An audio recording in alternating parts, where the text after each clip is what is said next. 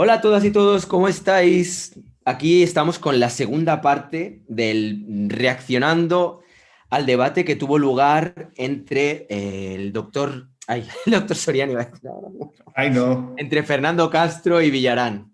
Esta es la primera parte, la podéis ver en el canal del doctor Soriano, donde tuvo el gusto de poder, pues eso, conversar con el doctor, espérate un momento, espera, con Eduardo Pichardo. Ajá. Y bueno, y conmigo. Y estuvimos ahí un poco analizando un poco lo que era este debate y eso, quedamos en hoy hacer la segunda parte y vamos a por ello. Am, Antes de nada, mira, quería, para que la gente vea un poco el nivel, o sea, cómo está el ambiente, cómo está el ambiente, ¿eh? Atención, escuchar esto, ¿eh? Como dijo el gallego de Airbag, el concepto es el concepto y esa es la cuestión. Y os voy avisando, como hoy en la segunda parte del debate de Villarán con Messier, me pongáis a caldo, se van a estar rifando hostias. Por ahí va a ir la cosa. Así lo aviso. El concepto, al concepto. Como dijo el... Bueno, o sea, estamos avisados. Fernando ya nos ha dicho que, ojito con lo que decimos. Estamos bajo Vamos a tratar de amenaza. ser muy cuidadosos. Obviamente, por si alguien no lo sabe, Fernando lo está diciendo en tono de humor. No, no creo que nos haga ningún tipo de daño, no creo que nos ataque ni que nos envíe a la mafia. A mí sí me asustó, la verdad, ¿Te ¿eh? asustó un poco? O sea, yo sí tuve pesadillas. Bueno, va. He rebobinado, o sea, he echado un poco atrás el vídeo para que no quedara media intervención. Bueno, a ver, espera, porque la verdad es que a veces como presentador soy un poco desastre. Vamos a ir Ajá. por partes. Estamos analizando un debate que organizó la Fundación Caja Canarias, en los cuales intervenían Fernando Castro y Antonio García Villarán. En él hablaban un poco del papel de las redes y en todo lo que era todo este escenario de COVID-19 y todo este tema. Bien, como os decía, hubo una video reaction que hicimos en el canal de Doctor Soriano, con el que tengo el gusto de poder hablar ahora. ¿Cómo estás? Buenas Hola, hola, tardes. Raditox. Buenas tardes. Buenas noches. Y ahora ya un poco más calmado, porque a veces cuando entro con los vídeos en directo, muchas veces estoy con mil historias en la cabeza y ya no sé ni lo que digo. Y ahora, ya con más detenimiento, una vez que habéis visto el nivel de cómo está la historia con Fernando, o sea que tenemos que ir con cuidado, vamos a empezar a escuchar qué es lo que hablaron estos dos cracks del arte y del entorno youtubero. Vamos a ver un segundo, vamos a ver el vídeo, un momentito. Vale. A ver, ahí voy. Compartir con el sonido. Ok, pues vamos allá. Sin embargo, Listo, el listo. mercado, porque por ejemplo Banksy, pues nadie se imagina que a lo mejor solo por los medios de comunicación sí que se le da muchísimo, pero claro, no está dentro de los museos. Sin embargo, un Banksy, pues el otro día el que justo en la subasta se rompió, la niña con el globo y demás, pues habría informativos, está en las redes, todo el mundo va a hacerse un selfie, ¿no? Porque luego está el movimiento selfie que se va a las redes. Eso no es ni una noticia ni pasa por los medios. Eso va a las redes. Esa gente, me imagino, que incluso siendo anónima, le repercute estar en las redes y repercute en el mercado y repercute en su obra. Creo que esa ha llegado a unos 2 millones de euros. Sí, No sí, además, sé. yo tengo que decir que esto de que los likes no repercuten en el mercado de arte, no estoy nada de acuerdo. Vamos a ver, hay muchos y muchas que han empezado a poner su obra en Instagram, han empezado a tener seguidores, lo han hecho bien, han hecho su tienda y tal, y están viviendo del arte y veremos dónde acaban, ¿eh? O sea, veremos dónde acaban, porque ya he visto a muchos que están en ferias, ya lo están aceptando en ferias porque precisamente en la red, pero no es porque digan, banal, de manera así banal he puesto mi obra, no, porque se lo curran cada día y porque hacen buenas obras y porque se curran la red y se curran la obra, ¿no? Y otra cosa que ha dicho Fernando, dice que la obra de ciertos artistas, ¿no?, que generan polémica y que por eso valen más y tal, esas polémicas, como bien has dicho, se generan en la red. O sea, muchas de esas polémicas están en revistas digitales, están en vídeos, están en reacciones, están en todo. Y hay en Filming, el otro día estuve viendo un documental que se llama El precio del arte, que es muy actual. Está Jeff Koons, está toda esta plebe, ¿no? Toda esta tropa. Y me di cuenta de una cosa muy interesante, y es que salía en Art Basel una señora que tendría muchísimo más dinero que Fernando y que yo juntos, ¿no? Que es difícil, pero puede ser. ¿No? Y que le mostraba con el móvil al galerista, le decía, quiero una obra de este, y le enseñaban el Instagram del artista. Y quería esa obra, claro, pero vamos a ver, ¿cómo que no influye? Es que eso es como negar la mayor, vamos, eso es... claro que influye, y va a influir muchísimo más poco a poco, porque esto sí que ya no tiene retroceso. O sea, esto lo han intentado retrasar, pero con el COVID, y volviendo al título de esta charla, lo está incrementando. En abril creo que había una noticia en el ABC precisamente que decía que había aumentado el uso de la red de un 50%. Y el otro día decía que Amazon ha aumentado un 100%. Eso es mucho, ¿eh? Eso es mucho. Las ventas online.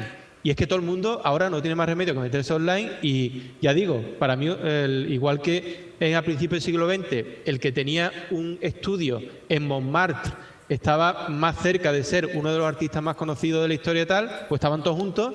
Hoy día Montmartre es la red. O sea, quien esté posicionado en la red, yo estoy seguro que en un futuro no muy lejano va a ser pues esos que estaban antes en Montmartre. Por eso pienso que es tan importante y lucho tanto, Fernando, porque el mundo del arte, las galerías, todo, se pongan las pilas, porque a mí me interesa el arte, me gusta, disfruto. O sea, es que es mi vida. Intento que sea cada vez mayor la presencia de artistas y de medios en la red. Y por cierto, tengo que decir una cosa a vosotros, Fundación Caja Canaria. El chat de emisión lo tenéis inhabilitado, porque no lo habilitáis para que la gente opine. Hablando de todo un poco. Bueno, aquí ha sido un zasca, así como ¡pam! ¿Qué opinas hasta ahora de lo que está diciendo?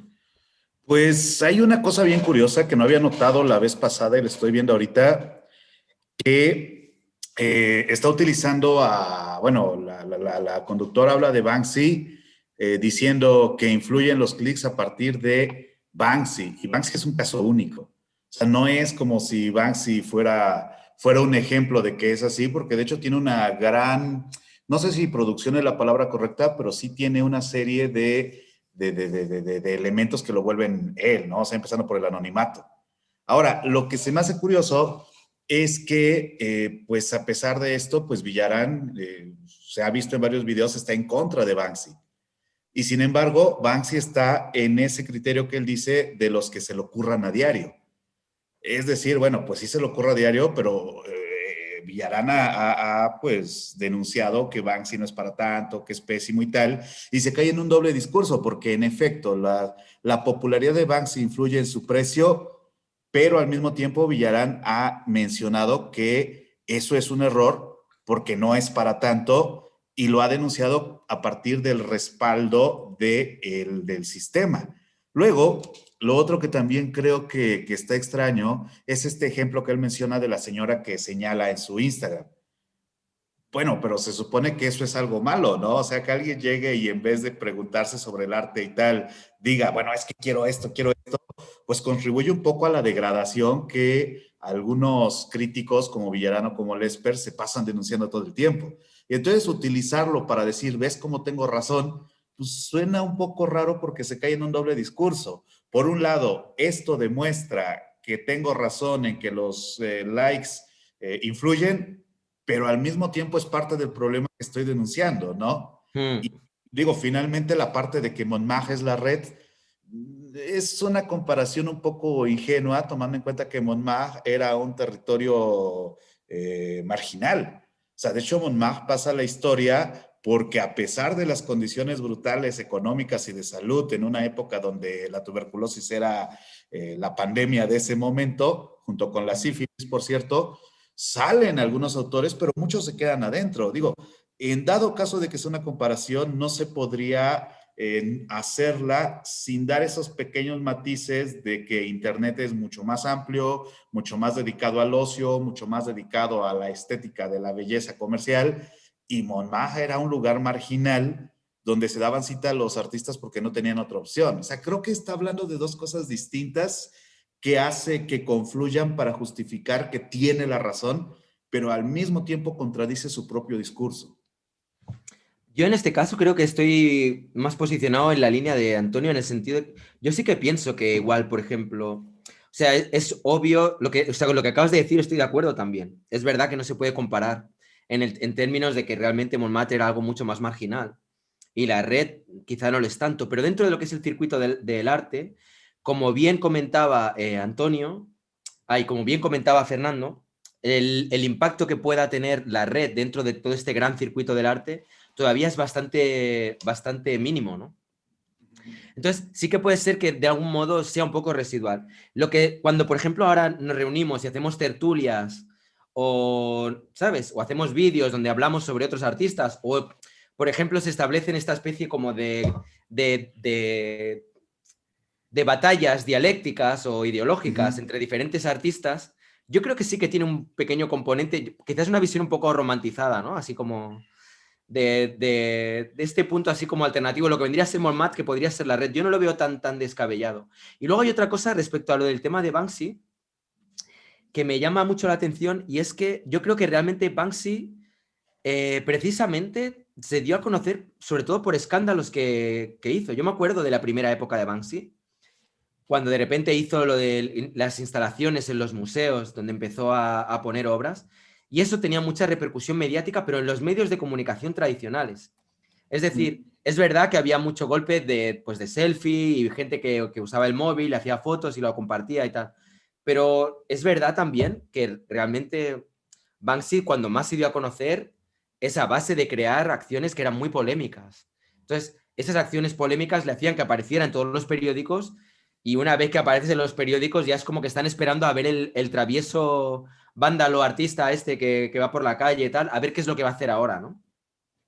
No sé, esa es mi sensación respecto a Banksy. Es decir, no lo atribuyo tanto a Internet, que también, como al impacto que tuvo a nivel mediático en los medios de comunicación tradicionales, que yo creo que le dieron bastante cancha. Yo creo que también algo que pasa es que se cae en la intervención de Castro es una generalización muy extensa, ¿no? O sea, decir, los likes no influyen, seguramente sí influyen, porque la realidad está también atada a los nuevos sistemas de comunicación. O sea, y más allá de la realidad, el mercado, pues va buscando también cómo atraer público que guste de esta obra que ya conocen por el internet. Pero hay una situación que yo estuve pensando desde ayer, que creo que se está hablando de distintas cosas, porque Castro está hablando del gran mercado, del sistema de los grandes foros. O sea, no está hablando de las pequeñas galerías o de las galerías de segunda y tercera línea, sino que está hablando de las galerías que marcan la pauta en las agendas europeas de arte. Y del lado, cuando Villarán dice, no, es que hay mucha gente que ya puede vivir de eso, está hablando de la microeconomía. Y creo que ahí es donde se tuerce un poco porque el doctor Villarán, está diciendo que esto ya representa un cambio en el sistema cuando esa situación del que podía entrar a una pequeña galería y vivir de ello y tal, existe desde siempre. No era tan masificado, pero en ese momento y en este momento tampoco es cierto que afecten la gran lógica de las galerías dominantes, ¿sabes? O sea, a mí me da la impresión de que no están hablando de lo mismo. Sí, ¿verdad? Hay momentos que sí. Bueno, sí y no, porque por otro lado sí que están hablando de esta especie de lo que hablaba yo en el otro vídeo que hicimos en tu canal, ¿no? De esta especie de dualidad o batalla que hay entre dos facciones que ansían de algún modo, una a mantener su status quo, a mantener su poder, y la otra a hacerse con el control también, ¿no? Con el control de la dirección o el rumbo que puede llegar a llevar el arte contemporáneo. Una dice, nosotros somos la masa, y las otras dicen, bueno, la masa por lo general no tiene ni puñetera idea de lo que ha sido la trayectoria que ha venido siguiendo el arte hasta el día de hoy, Y si dejamos que todo acabe en la masa, nos vamos a hinchar a paisajes, marinas y retratos, ¿no? Creo que va un poco por ahí, no sé. Pero también es como suponer que la masa es incapaz de disfrutar el arte que no sea figurativo. Y por ejemplo, yo pienso en la exposición, ¿cuál fue esta donde hicieron esta esfera que iluminaba todo de amarillo y naranja? ¿Cuál era? No me acuerdo, una que estuvo... La de Olaf Eliasson, Exact- que expuso en la Tate. Exactamente. Pero qué es lo interesante que esa pieza fue a verse masivamente. O sea, que de hecho las exposiciones de Yayoi Kusama, las exposiciones de Yayoi Kusama son masivas y la gente va a tomarse selfies, pero creo que es un error suponer que si tú le das el control a la masa o a la gente, va a optar por el arte tradicional. Una gran cantidad lo va a hacer porque es lo que conoce, pero también hay otra cantidad, especialmente gente joven, que quiere ver lo que representa su época, ¿sabes? El arte que tiene que ver con la tecnología, el arte que tiene que ver con problemáticas sociales. O sea, incluso en ese punto creo que si se le diera el control a la masa, como lo estamos definiendo, no sé si abrazarían los conceptos que abraza Antonio, la verdad. Porque es también como suponer que hay una beta que los va a dirigir hacia la pintura bonita o hacia el expresionismo que maneja Villarán o algo así. Y por ahí hay gente dentro de los grandes grupos, de los grandes colectivos, que van a elegir el arte conceptual sin necesidad de que se los metan por la garganta a través de las grandes sumas de dinero. Y de hecho, si te fijas, las últimas grandes sumas de dinero que se han pagado sobre todo, exceptuando los casos de Hirsch o de Kunz, por pinturas. O sea, el mercado tampoco está peleado con el arte tradicional. Todavía venden Bacons, todavía venden Van Goghs, todavía venden Picassos. O sea, tampoco es cierto que esta ruptura entre lo tradicional y lo conceptual y la tecnología sea tan cierta, porque lo que tiene el capital es que las aglomera todas para ver a quién le puede sacar más, pero no están peleadas, ¿no? Y te digo, eso del sistema de las artes, yo creo que tiene un poco más de razón Castro que Villarán en ese aspecto, porque Villarán está hablando de las oportunidades a nivel, digamos, ¿cómo decirlo? Normal, o sea, la gente que no tiene los millones.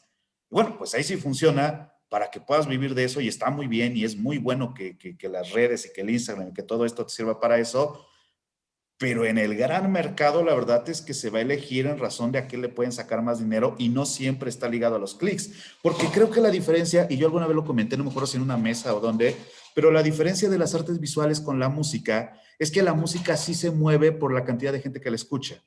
La cantidad de seguidores que tenga Mon Laferte o que tenga Maluma o que tenga Bad Bunny sí influyen porque lo que necesita ese mercado es una masificación del producto. Mientras más gente descargue la canción, mientras más gente la escuche en Spotify, mientras más gente compre el disco, no sé si se venden discos todavía, pero mientras más gente compre ese producto, son más números. Y en las artes visuales no, porque el que lo compre es uno, o a lo mejor un consorcio, pero en general no está atado a la popularidad. Creo que esa es la cosa.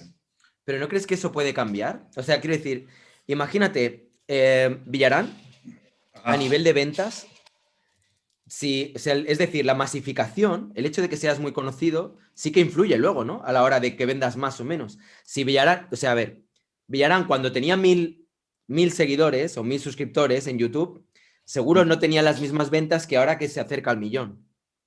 ¿Sabes? Porque a la más gente, a más masa te sigue, a más gente te conoce, seguramente tú también lo has experimentado con tu canal, a más gente te conoce, el doctor Soriano, conocen tus pinturas, conocen tu trabajo, habrá más gente, ni que sea por probabilidades, que estén interesados en tu canal. O sea que como estrategia, a la hora de dar a conocer tu trabajo, sí que es válida. Pero, pero ¿cuál es el poder adquisitivo de la gente que te puede comprar de esa masa? O Eso sea, depende del precio que pongas y depende del tamaño. Tú puedes hacer una serie que sea pequeñita de 20. Yo he hecho, por ejemplo, obras que tengo en... Aprovecho para hacerme un poco de dale. spam. Yo tengo una pequeña tienda online, ¿no? En mi Instagram y ahí vendo piezas que son súper pequeñas y que son muy baratas y que son accesibles a cualquiera. Es decir, el artista puede elegir también si quiere que su obra sea una obra elitista a la que solo pueden acceder determinadas personas o si puede ser algo más al alcance de todo el mundo, ¿no? Pero no creo que eso tenga que ver tanto, o sea, obviamente ha modificado su funcionamiento con las redes y con el Internet, pero eso ya lo había hecho Kate Haring. O sea, Kate Haring puso su tienda de productos de su obra a precios accesibles para que la gente la pudiera comprar, pero las grandes piezas de Kate Haring seguían siendo para una élite económica. O Que no. Takashi Murakami también, ¿no? Del que hablabas. Exacto, ¿no? Sí, sí. Es como la otra vez hubo una exposición de Kunz aquí en México y entonces vendían los perritos así chiquitos, pero que estaban autorizados, ¿no? O sea, que te llevabas una obra original y costaban como, no sé, 80 euros, ponle.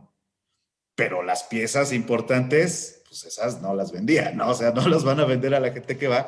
Y lo que creo es eso, que si bien puede modificar el mercado local y la economía del artista, no es un asunto que sea tan relevante en el gran mercado.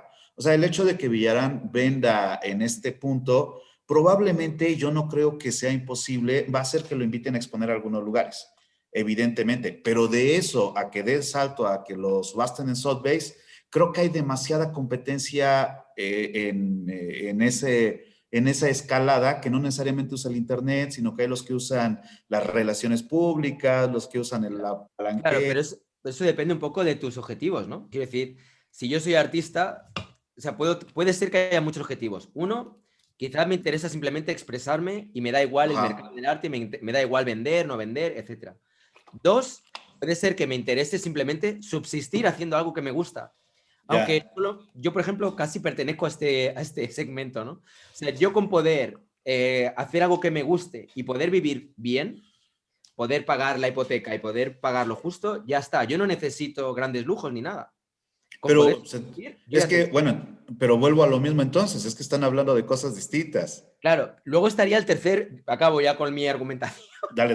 El tercer segmento, que sería la gente que simplemente anhela, pues igual hacer algo que le gusta y ganar mucho dinero. Cuando hay gente que anhela eso, que anhela ganar mucho dinero, igual les da igual el estar dentro del sistema del arte y que le hagan una exposición en el Reina Sofía o estar en Zona Maco o en Arco o lo que sea. Les da igual. Si tienen la cuenta bancaria llena de ceros, ¿qué más les da que les vayan a reconocer un museo o no? Yo de hecho algo que ayer comentaba en un after rápido que hice el viernes, yo lo que comentaba es que conozco artistas que venden muy caro, o sea, que sí están vendiendo a nivel internacional y en mucho dinero, que tienen a alguien que les lleva las finanzas, pero ellos no se preocupan de eso. O sea, realmente, pues ellos pintan y como dices, ¿no? Les llega dinero y está súper bien, pero no tienen absolutamente nada que ver en la parte económica de sus obras. Aún así, yo creo que la cuestión es esta. No sé si te ha pasado, pero a mí me da la impresión de que el mundo de las artes es uno de los mundos más egocéntricos que hay en diferentes medios. O sea, conozco gente de diferentes disciplinas y en todos hay sus egos y sus actitudes, pero en las artes es especialmente evidente, ¿sabes? Porque en sí, si tú quieres empezar a vender para vivir bien, entras a una competencia, aun cuando no quieras entrar. Y de hecho, no sé si hay alguna actividad que sea tan única que solo una persona la haga y pueda no entrar en competencia, pero creo que la competencia es parte del medio per se. O sea, aun cuando la quieres evitar, pues si haces figuración, compites con los que hacen figuración, ¿no? Si haces abstracto, compites con los que hacen abstracto, y no porque tú quieras competir, sino porque el que es un potencial comprador, a menos que sea una persona muy cercana que te compre una tía, por ejemplo, va a tener opciones. O sea, sí va a tener opciones y te va a elegir. Decía el muralista mexicano José Clemente Orozco. En algún momento le preguntan, oye, ¿cuál es la clave para el éxito? Económico, pregunta él. Sí. Ah, pues mira, tienes que encontrar a un posible comprador y volverlo completamente un fanático tuyo. Tienes que obsesionarlo con tu obra para que el tipo no voltee a ver a ningún otro lado y se fije nada más en ti, ¿no? Pero en la realidad de las redes que hay tantas opciones, por ejemplo en Instagram, si tú ves una publicación de un timeline de un pintor, inmediatamente te redirige sin que lo pidas a otro que se parece y a otro más y a uno más, ¿no? Entonces te digo, es loable, indudablemente es loable el esfuerzo de cada uno por ganarse la vida, pero no sé si eso influye en la estructura, que no creo que esté bien necesariamente, o sea, de hecho el que así sea no creo que implique que debe de ser así, pero no sé si uno cuando llega como artista emergente y tal, sin contactos y esto, la tenga tan fácil dado que el tablero ya está muy bien establecido. O sea, el juego de las artes ya empezó hace mucho y uno se integra, pero la verdad es que la estructura es durísima y convencer a mucha gente de que lo que se vende es un fraude y tal, no lo altera, porque esa gente no tiene el poder adquisitivo para comprar a esos precios. Puede alterar el mercado local, pero ese mercado gigante creo que no le preocupa en el caso específico de las artes visuales, como sí lo hace en el caso del cine, en el caso de la música, en el caso de las expresiones artísticas que sí necesitan de los números. El arte visual creo que no lo necesita, se aprovecha de ello, pero no depende como si lo hace una película. O sea, por ejemplo, hay películas de super presupuesto que fracasan, ¿por qué? Porque las vio poca gente. Esa es la cosa. Y aquí no, aquí puedes tener un artista que no va nadie a ver sus exposiciones, en México se ve mucho, y de todas formas va a vender carísimo, porque ya no es relevante que la gente lo vaya a ver. De todas maneras, o sea, imagínate o sea, a ver, el rumbo que está tomando ahora mismo la red y lo que es el mercado del arte, realmente puede hacer cambiar todo, ¿eh? O sea, es curioso, pero yo estoy bastante de acuerdo con lo que plantea Antonio. O sea, imagínate que ahora todos los artistas empiezan directamente a vender por sí mismos. Eso está bien. Y que evitan entrar dentro de este circuito donde a ver si te conceden el poder exponer, a ver si el fulanito de tal te mete en una exposición en un museo, a ver si el otro que es comisario, ¿sabes? Tener que depender de tanta gente que están ahí arriba. Cuando tú te metes en la red y cada vez hay más artistas que lo están haciendo, realmente estás tú ahí solo y eres tú quien se tiene que buscar la vida y todo depende de ti. A mí el hecho de que todo dependa de ti y que no tengas que estar dependiendo de otra gente, sino que tú mismo te comunicas con tu público, con la gente que puede conectar con tu arte, a mí eso me parece súper interesante. O sea, que el mundo del arte vaya hacia ahí, porque por eso, por ejemplo, el último debate que hicimos hablando sobre el éxito en el arte y todo esto, es un tema que a mí realmente me hace pensar un montón. Si realmente los artistas que conocemos, es lo que te decía, ¿no? Si son buenos o tienen realmente gran categoría, en base a qué tienen categoría y quién ha dictaminado que ocupen esa posición tan predominante dentro del circuito artístico, ¿no? Vamos a seguir con la, ¿no? ¿O qué? ¿O quieres añadir algo más? Pues es que yo en ese aspecto estoy de acuerdo, ¿sabes por qué? Porque se ha quitado el poder de las galerías sobre muchos pintores. O sea, en eso sí estoy de acuerdo, pero son ciertas galerías. Por ejemplo, yo no me acuerdo si en un directo o en corto, no sé cuándo, pero yo algo que decía que es muy positivo es que la gente está prescindiendo de las pequeñas galerías. O sea, que ya no hay esa idea de que para llegar al éxito tienes que tener una galería respaldándote, porque cuando yo empecé en la pintura, el objetivo era que una galería te tirara un cable y a partir de eso ya crecieras, ¿no? Pero muchas veces eso fracasaba porque la galería, o sea, no digo una en particular, pero es muy común, tiene un trato despótico para los artistas. O sea, te tratan mal, se quedan con dinero, te ponen reglas. O sea, sí es cierto que hay ese fenómeno de que el artista está pudiendo prescindir de las galerías para vender a un mercado que antes tal vez no existía, y tal vez en eso es cierto que las redes han creado un nuevo mercado. Pero la estructura dominante ya ni siquiera está atada tanto a los museos, sino que está sometida al capital salvaje. O sea, los museos exponen lo que se está vendiendo en Sotheby's. Y entonces, vamos a cambiarlo, pero no creo que tendríamos que ser como tan ¿cómo decirlo? ¿Cuál es la palabra? Pues no sé, tan confiados, tan optimistas, como dice Castro, con esto, porque en efecto hay un cambio, pero también es cierto que el Internet ya lleva sus buenos añitos, ¿eh? O sea, el Internet ya lleva sus años, Facebook ya lleva sus años, Twitter ya lleva sus años, el mismo concepto en parte ya lleva sus años, y que el cambio se vea a la vuelta de la esquina no parece. Yo creo que habría que fortalecer las instituciones culturales por encima de atender el capital. Porque te digo, si nos vamos a pelear a que el que gana más va a dominar el mercado, vamos a terminar en el mismo problema que tenemos ahorita. Porque, ¿Cuántos sí pueden? Pero ¿cuántos extraordinarios artistas no saben o no tienen los recursos para darse a conocer? O sea, ¿cuántos tienen más de 1000 seguidores? ¿Cómo se consiguen los seguidores? ¿Cuál es la lógica de la popularidad de redes? O sea, creo que hay que ser cuidadosos en esa confianza de que todo está cambiando, porque el hecho de que todo esté cambiando no es garantía de que va a cambiar para mejor.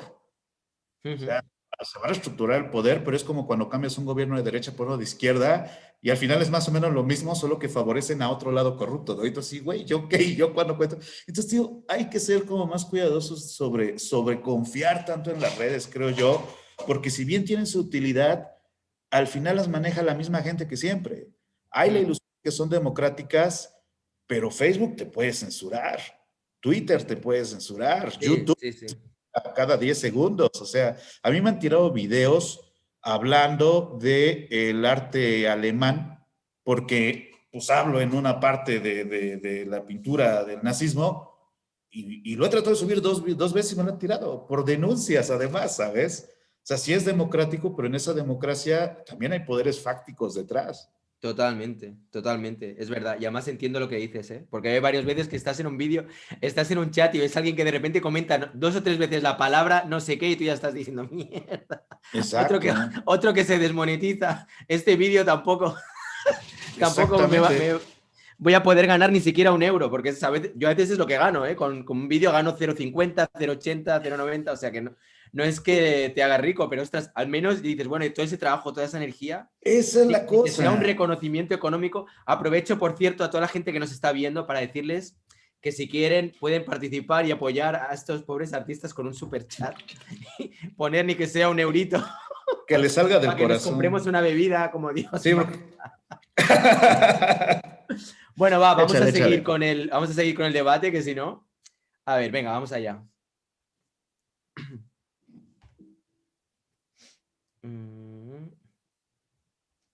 A ver, un segundo que se ha parado esto. Aquí. De todas formas, yo creo que ahí hay dos planos. Uno, no podemos opositar a la plaza vacante de la pitonisa Lola. La plaza de la pitonisa Lola se la ganó ella con sus famosas velas negras y tal. Por tanto, cualquier predicción o es futurología, o utilizamos la Ouija, o tenemos un sistema predictivo que tiene que ver con artes nigrománticas. Por tanto, todo lo que has dicho sobre el futuro es a capítulo de inventario. Es decir, eso entra en el capítulo de tu intento de volverte un gurú. Es decir, eres un gurú que has anticipado unas cosas. Ojalá sea así porque tú lo dices.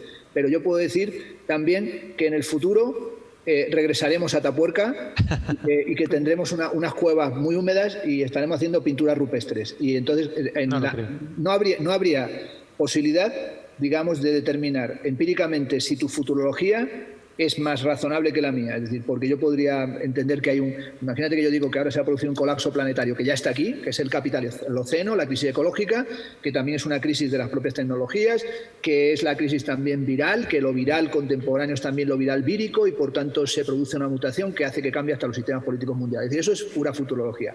La cuestión es en el presente, y en el presente hoy, y yo en esto soy de un empirista y de un cientificista radical, lo que tenemos es que hablar de qué papel tienen hoy, en el tiempo del COVID, qué papel tienen esas formas artísticas. Ahora, evidentemente, ante la dificultad que tiene lo presencial, es decir, porque ahora, evidentemente, ahora mismo, ya lo he dicho, no se hacen ferias, no se van a galerías, pues ha habido que recurrir a otros medios para estar en relación con la cultura, con el arte, con la música, etcétera. Pero esto lo único que hace es reforzar la importancia que va a tener lo presencial. Es decir, yo sí que hago no futurología, sino que eso es el presente puro. Es decir, hoy en día poder acudir a algo real, algo físico, ese es el auténtico lujo. Es decir, el auténtico lujo es que nosotros estuviéramos hoy en Santa Cruz de Tenerife y que estuviéramos con nuestra maravillosa anfitriona que nos está conduciendo tan magníficamente, con Raquel, y que pudiéramos directamente esta noche tomarnos unas cervezas y ver la presencia física, la presencia real de las papas arrugadas con el mojo picó, bebiendo un vino de la Jeria, bebiendo un vino, el grifo de Lanzarote. Es decir, eso podemos dejarlo pendiente, eso se puede. Eso, por ejemplo, que no es futurología, que es un deseo, es un anhelo, eso es un anhelo de lo real. Por ejemplo, cuando tú dices, claro, es que ha sido muy importante y lo veías como eufóricamente, ha crecido el consumo en Amazon. Eso es para llorar. eso es un motivo para llorar. Es decir, el que haya crecido el aumento de Amazon, pues hay que decir una cosa, hay que estar contra Amazon. Es decir, el libro de Carrión contra Amazon es que sencillamente Amazon, como Uber y como el capitalismo de plataformas, destruye el trabajo y destruye la sociedad. Es decir, que sencillamente cuando se escribe el libro de Carrión contra Amazon, es que allí donde Amazon está llegando, ¿qué está haciendo? Y es todo este mundo de yuppies, ¿no? Todo este mundo de los teletubbies cibernéticos, que es esto todo es maravilloso, esto ha democratizado. No. Veamos el lado oscuro, como dijo Morozov, el lado oscuro de la red, ¿no? Hay un lado oscuro de Internet y hay un lado oscuro que no es la Deep Web, ¿no? Que es aquello que ha perjudicado la propia estructura de la sociedad. Y sin duda, ¿qué es lo que ha dejado fuera? Pues todos esos libreros y todas esas librerías y todos esos espacios reales donde íbamos a comprar los libros. Por tanto, hoy en día, yo sí diría, hay que entender que cuando hacemos el gran elogio de la conectividad, de que nos llegan las cosas a casa, veamos el trabajo esclavo que hay detrás. Veamos también como el que dice, qué bien que ahora podemos comer a través de Globo y nos mandan la comida a casa y viene la comida a casa. Bueno, pues viene un tío en bicicleta bajo la lluvia ahora en Madrid que hace mucho frío y te trae esta noche dentro de un poco sushi sashimi, tú haces el japonés en tu casa y haces el sibarita y hay una persona que acaba de cobrar €1 por trabajo esclavo por traerte una bicicleta pedaleando bajo la lluvia. Por lo tanto, hay que tener también una cierta conciencia social de los efectos que tiene la propia siliconización del mundo. Y este mundo siliconizado, que es un mundo de emprendedores, es un mundo de think different, de pensamientos disruptivos o disfuncionales, tiene disfuncionalidades reales. Y esas disfuncionalidades es que sí sirven como mecanismos de difusión, pero yo creo que ocultan elementos que tienen un carácter mucho más perverso y hasta censurable y denunciable de lo que nos imaginamos. Y eso pasa en el presente. Por tanto, hoy yo sí diré que en el momento actual, pues claro que nos informamos y que tenemos nuevos canales de información y canales de interacción, que son en este caso los canales que nos ofrece la red. Pero no los convirtamos en la panacea, porque a lo mejor son la panacea y también el placebo, y no son el antídoto, sino que son el veneno. Es decir, que yo creo que hablamos de la cultura viral, y que lo viral cibernético sea también algo de la época del virus, es decir, ¿qué soy la cultura? La cultura es viral. Pero a lo mejor es un virus que no es un virus que nos muta para hacernos más sabios, más listos y llevarnos hacia un futuro mejor donde finalmente se consiga la democratización de que todo va a funcionar maravillosamente, sino que a lo mejor destruye muchas realidades y esas que destruye tienen que ver con el triunfo de la desigualdad. Porque el presente, lo que ha demostrado el COVID, es que no estamos todos en el mismo barco. La frase que dice la gente, estamos todos en el mismo barco, es mentira. Unos están en un transatlántico y otros están en la patera, y eso lo saben en Canarias de sobra. Es decir, le están llegando constantemente a la soledad. Hay gente que se ahoga tratando de llegar en una patera a Lanzarote o a Fuerteventura, y sin embargo hay otros que estamos en el yate. Hay quien está haciendo mucho dinero gracias a la red, porque la red, vamos a ver, no perdamos de vista una cosa, los propietarios de la red, nosotros estamos vendiendo nuestros datos. Este es el capitalismo de plataformas, este es el capitalismo de vigilancia. Estamos comercializando toda nuestra identidad, la estamos ofreciendo en muchos casos for free, como se hace constantemente. Y esos señores que están ahí, los Zuckerberg, los Smith, los Bill Gates, ¿dónde tienen el dinero? En los paraísos offshore.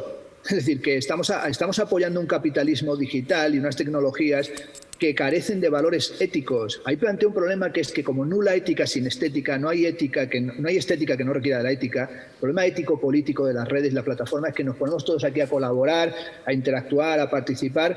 Pero vamos a ver, señores, ¿esto cómo se sostiene? Esto se sostiene primero por el coltán, que es lo que sostiene la nanotecnología. Eso lo están extrayendo los niños en agujeros del Congo en trabajo esclavo. Y luego se sostiene en un capitalismo offshore de la externalización que está haciendo que el planeta sea un planeta enfermo. Nos parece más maravilloso estar ahí flipando con que hacemos nuevos intercambios en Instagram y ponemos likes y corazoncitos, pero yo diré, a mí toda esa japicracia de la red pues no me interesa. Me parece sencillamente que es la farsa más grande que ha existido jamás.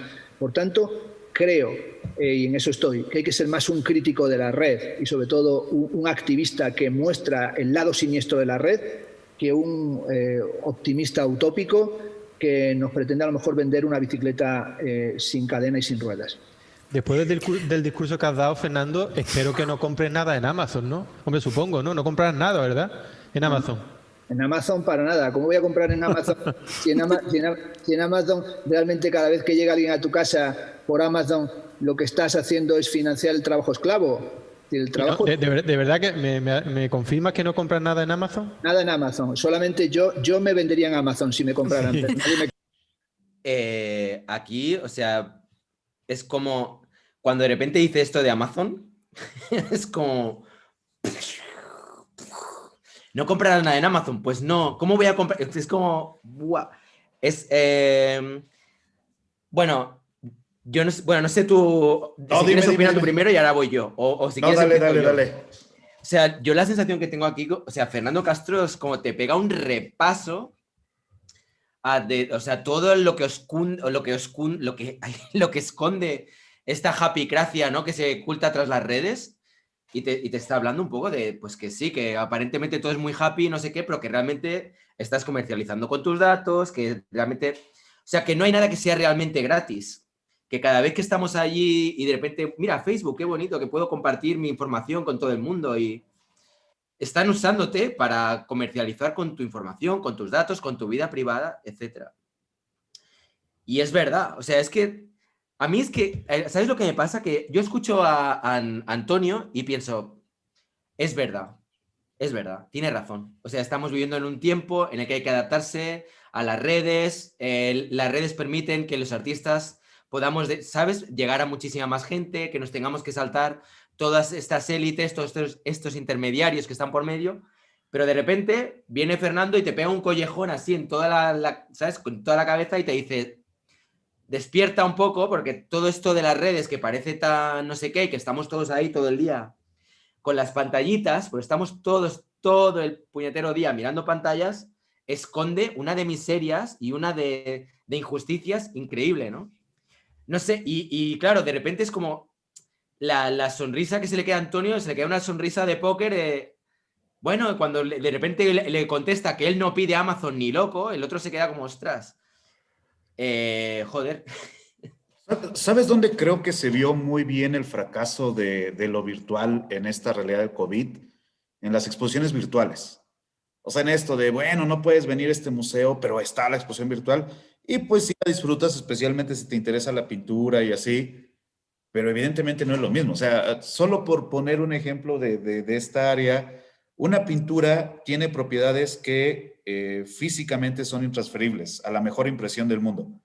Incluso las impresoras 3D. No puedes ver una pintura si no la has visto en vivo. Has visto una imagen de una pintura, pero no has visto esa pintura. Una pintura la tienes que ver en vivo, pero el problema es este. Hay los que son libres de ir a Italia a ver a Caravaggio, pero los que tienen el dinero para hacerlo son muy pocos. Y entonces aquí también sucede esto. Creo que es lo que, bueno, lo que menciona cuando dice que no estamos en el mismo barco. Pues sí, y se igualan las posibilidades de ser escuchado, pero la verdad es que no se igualan. Te da una posibilidad que no tenías antes, pero tampoco es como si eso ya te equivaliera a tener una cuenta si ya venía siendo famoso antes, ¿sabes? Ahora, con esto de Amazon, yo no puedo jactarme de nunca haber comprado en Amazon. Sí he comprado en Amazon, pero a mí realmente no me gusta. O sea, realmente pedir cosas a domicilio no me gusta porque nunca estás cuando llega, incluso en el COVID, los 2 minutos que saliste, ahí es cuando llegó. O sea, me molesta, me gusta ir, por ejemplo, digo, me gusta ir a elegir mis telas, me gusta ir a elegir mis colores, me gusta ir a elegir esto. Y sí entiendo que hay como una cierta romantización de la interconexión humana de parte de Castro, pero se entiende perfectamente por qué él aprovecha ese argumento para establecer lo que es la ética detrás de la creación. Porque eso es algo que Villarán cancela cuando dice que los números son lo que cuentan, que los likes son lo que cuentan, y Castro lo que está diciendo es, bueno, ¿y la parte humana qué onda? Y la conciencia de lo que estamos apoyando a través del uso masivo de redes, ¿dónde está? Y en ese aspecto creo que Villarán representa muy bien, y yo supongo que es parte de su éxito, la inconsciencia colectiva de los usuarios de redes. No se cuestionan demasiado lo que hacen siempre que les sea beneficioso de algún modo. Y por beneficio puede ser que compres algo y te llegue. ¡Uy, un beneficio! Bueno, sí, ¿no? Pero tendría que ser un poco más complejo. Y creo que es un proceso de adaptación no muy pensada a la realidad. Y no sé, te digo, yo estaba pensando, por ejemplo, en una película bastante malita bueno, donde sale Bruce Willis, de Oliver Good, que se llama Surrogates. Y esa película es bien curiosa, igual la has visto, porque plantea un futuro distópico, más o menos, se parece mucho a este, pero donde la gente ya no sale no me acuerdo por qué, y en cambio salen robots que cobran la apariencia que tú gustes. La mayoría Sí, tiene un la he robot. visto. Sí, sí. Ok, esa película, ¿no? Y entonces cuando yo la veía, porque yo la vi en el cine y todo, no podía dejar de pensar, y por ejemplo en El Salvador también tienen esto, o porque la película plantea, esta es la nueva realidad. Y los países de tercer mundo lograron, ¿cómo llegaron a ese punto, no? O sea, ¿cómo es que lograron cancelar las diferencias económicas entre Inglaterra y elige el país de tercer mundo que quieras, ¿no? Y entonces, no, pues la realidad era eso, porque el que hizo la película tiene la idea de que, bueno, pues así debe de ser, ¿no? Porque los futuros distópicos son todos parejos. Funciona en Orwell, funciona en Huxley porque es relativamente sencillo, pero incluso en Huxley hay áreas que se mantienen como en los 60, ¿no? Y eso es lo que ya está mal. Entonces creo que hay como esa prisa de declararte como participante del proceso generacional del cambio tecnológico, cuando por cierto Villarán no está en esa generación, dicho sea de paso, pero que se está buscando conectar con aquel público que nació con Internet, que cree que esto ha sido siempre así, que no sabe que esto fue una empresa, que hubo un acto heroico en no venderlo, pero que al mismo tiempo eso conllevó que hubiera monopolios de ciertas empresas. No le tocó el auge en la caída de Yahoo, no le tocó el auge en la caída de un montón de cosas, ¿no? Y entonces creo que la clave es esto. Ahorita estamos viendo el declive de Facebook. Y hace 4 años era imposible pensarlo, pero cayó. YouTube no la Bueno, está está librando cayendo. bien. Vamos a ver, ¿eh? Porque, Pero comparándolo bueno, no con lo que sé. era hace media década. Sí, sí, totalmente de acuerdo. Sí, sí, es verdad. O sea, creo que los tiempos de espera son mucho más largos, pero a mí me gustaría pensar en una sociedad, diría Castro, un deseo de que eventualmente la gente dijera, bueno, sí, voy a comprar en internet, pero también voy a ir a comprar a mi librería, que es el ejemplo que usan de que siempre he ido, o que voy a comprarle al que cultiva sus propias vegetales orgánicos, y no porque soy hipster, sino porque me gusta apoyar a la comunidad. Digo, yo me acuerdo mucho que en algún momento tuve una pareja que estaba muy emocionada porque iba a ir a un retiro en Barcelona donde la gente cultivaba lo que comía. Y yo así, güey, se llama agricultura, eso ya existe acá, ¿no? O sea, es como, no, el mundo no lo inventaron hoy. El mundo ya viene así de hace un rato, ¿no? Y creo que eso es lo que Villarán defiende. Irónicamente, el hoy, donde esto lo podemos aprovechar sin la responsabilidad de lo que pase mañana.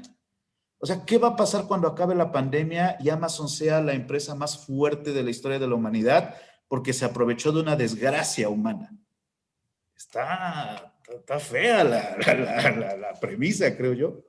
Mm, No lo sé, es que yo creo que ya empezamos a adentrarnos en temas que van más allá del arte y todo esto, porque yo de repente empiezo a pensar en el tipo de sociedad que se está generando, hacia dónde va. Y bueno, supongo que es como todo tiene pros y contras, ¿no? Por ejemplo, el hecho de que ahora mucha gente trabaje directamente en casa, ¿no? Ajá. El teletrabajo, que se le llama aquí, no sé cómo le llamaréis ahí en México, pero bueno, pues permite que muchas personas pues directamente encienden el ordenador, pum, pum, pum, trabajan sus horitas, pueden estar en casa y cada vez que alguien trabaja en casa se está ahorrando un montón de desplazamientos de ida, de vuelta, son igual 4 horas de viaje de coche diarias que se está ahorrando. Esto multiplicado por millones de personas es un cambio muy importante. Al margen, el hecho de que exista el teletrabajo permite que muchas personas ya no tengan que vivir en la ciudad para estar cerca de sus lugares de trabajo, sino que permite que muchas personas puedan estar en un entorno más natural, más armonioso, etc. A la vez, todo esto también contribuye a que aparezcan más empresas como Amazon, que tú estás ahí viviendo en tu casa, en una masía, como yo que sé, como muchos de mis amigos, y que te lo lleven a la puerta, ¿no? Y te traigan ahí lo que sea que hayas pedido. A nivel de arte es un poco lo mismo. ¿Qué rumbo está tomando todo? Pues efectivamente es un poco un rumbo en el cual quizá el artista va a tener una conexión más directa con sus clientes, con sus compradores, coleccionistas, etcétera, pero a costa de perder el ver una obra directamente en directo, a costa de perder más contacto humano. O sea, es como todo. Es que al final no hay nada que sea perfecto ni... Pero en esa misma lógica, digo, obviamente tiene sus ventajas. Yo me he beneficiado de eso y seré hipócrita decir que no lo hago porque yo doy clases online. Pero en ese aspecto vamos a hacer que quiebren los museos. Porque los museos no, o sea, pagas la entrada, compras recuerdos. Si ya todo es online, va a pasar lo que pasó en museos norteamericanos, que se vieron obligados a vender obra a coleccionistas para poder seguir sobreviviendo. Y cuando tú vendes una obra, se acabó, nunca la vas a volver a ver más que en foto. Y entonces la cosa es esa. Sí creo que tiene sus ventajas, evidentemente, pero no podemos permitir tan fácilmente que lo virtual reemplace la realidad física, porque las víctimas de eso van a ser todas aquellas que requieren tu presencia para subsistir. Y van desde los museos hasta los talleres que se nutren de eso, porque digo, uno como sea, pero y los que tienen que pagar la renta de por ejemplo, el MEAM o el MAEM, no me acuerdo cómo se llama. O sea, ¿eso es qué va a pasar? Y va más allá de que esté de acuerdo o no, sino que la red no la controlan los usuarios de la red, aunque parezca que sí. Digo, lo de Instagram, eso de que te aparezcan opciones de pintores, bueno, yo ni quería ver a ay, pero me interesa mucho. Bueno, pero alguien ya te hizo un algoritmo para saber qué vas a hacer, ¿no? Digo, debería de haber, yo quiero pensar que debería de haber una convivencia entre el mundo virtual y el mundo real, pero cuando lleguemos a la escena del Demoledor, esta película de Sylvester Stallone, donde el sexo sea virtual, yo ahí sí tiro la toalla, la verdad, porque no puede ser. Pero bueno, dale. Seguimos. Venga, va, vamos a seguir.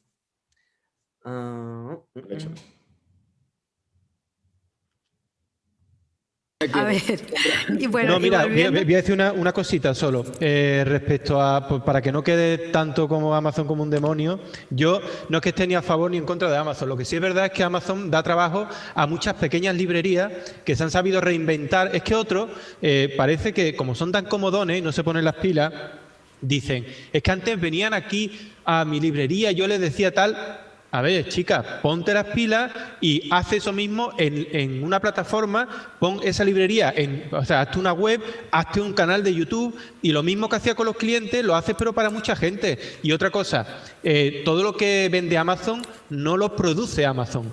O sea, Amazon está compuesta por un montón de tiendecitas pequeñitas y librerías pequeñitas a las cuales comen gracias a que Amazon está ahí. Ya te digo, para que no todo es blanco ni negro, hay muchos grises aquí. Y uno de esos grises, y yo no estoy en nada en contra de lo que va a venir, o sea, del progreso, digamos, ¿no? Lo que sí es verdad que creo que cuando ves la ola venir, cuando ves el tsunami, tienes que coger la tabla y ponerte a surfear. Y mucha gente ha dicho, no, porque a mí esta ola no me tiene que... No, la ola es que te va a comer, es que ya te ha comido.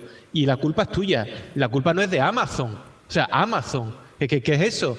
Si Amazon abre las puertas y si tú puedes escribir tus libros, subirlos a Amazon, o sea, sin tener editorial ninguna, ni nada, y además venderlo a través de esa plataforma, y si no quieres cobrar por ellos... Pues haz lo que tú haces en tu canal, pones tu vídeo y además no lo monetizas, por ejemplo, ¿no? Que creo que tú no tienes monetizado tu canal, no. O sí, ¿no? Pues ya está, ahí está la libertad, cada uno hacemos lo que queremos y tú has elegido ese camino, pero no se puede demonizar el otro, pienso. No. Bueno, es que sobre todo acabas de hacer un discurso que se llama defensa entusiasta del monopolismo. Es decir, date cuenta de una cosa, es que incluso las leyes antimonopolio de los Estados Unidos están poniendo en cuestión lo que supone Amazon. Es decir, tú acabas de hacer una defensa, piénsatela. No, vamos allá, yo sé lo que estoy haciendo. Es por darte un contrapunto también y porque no se piensa que todo es... Por reconducir un poco.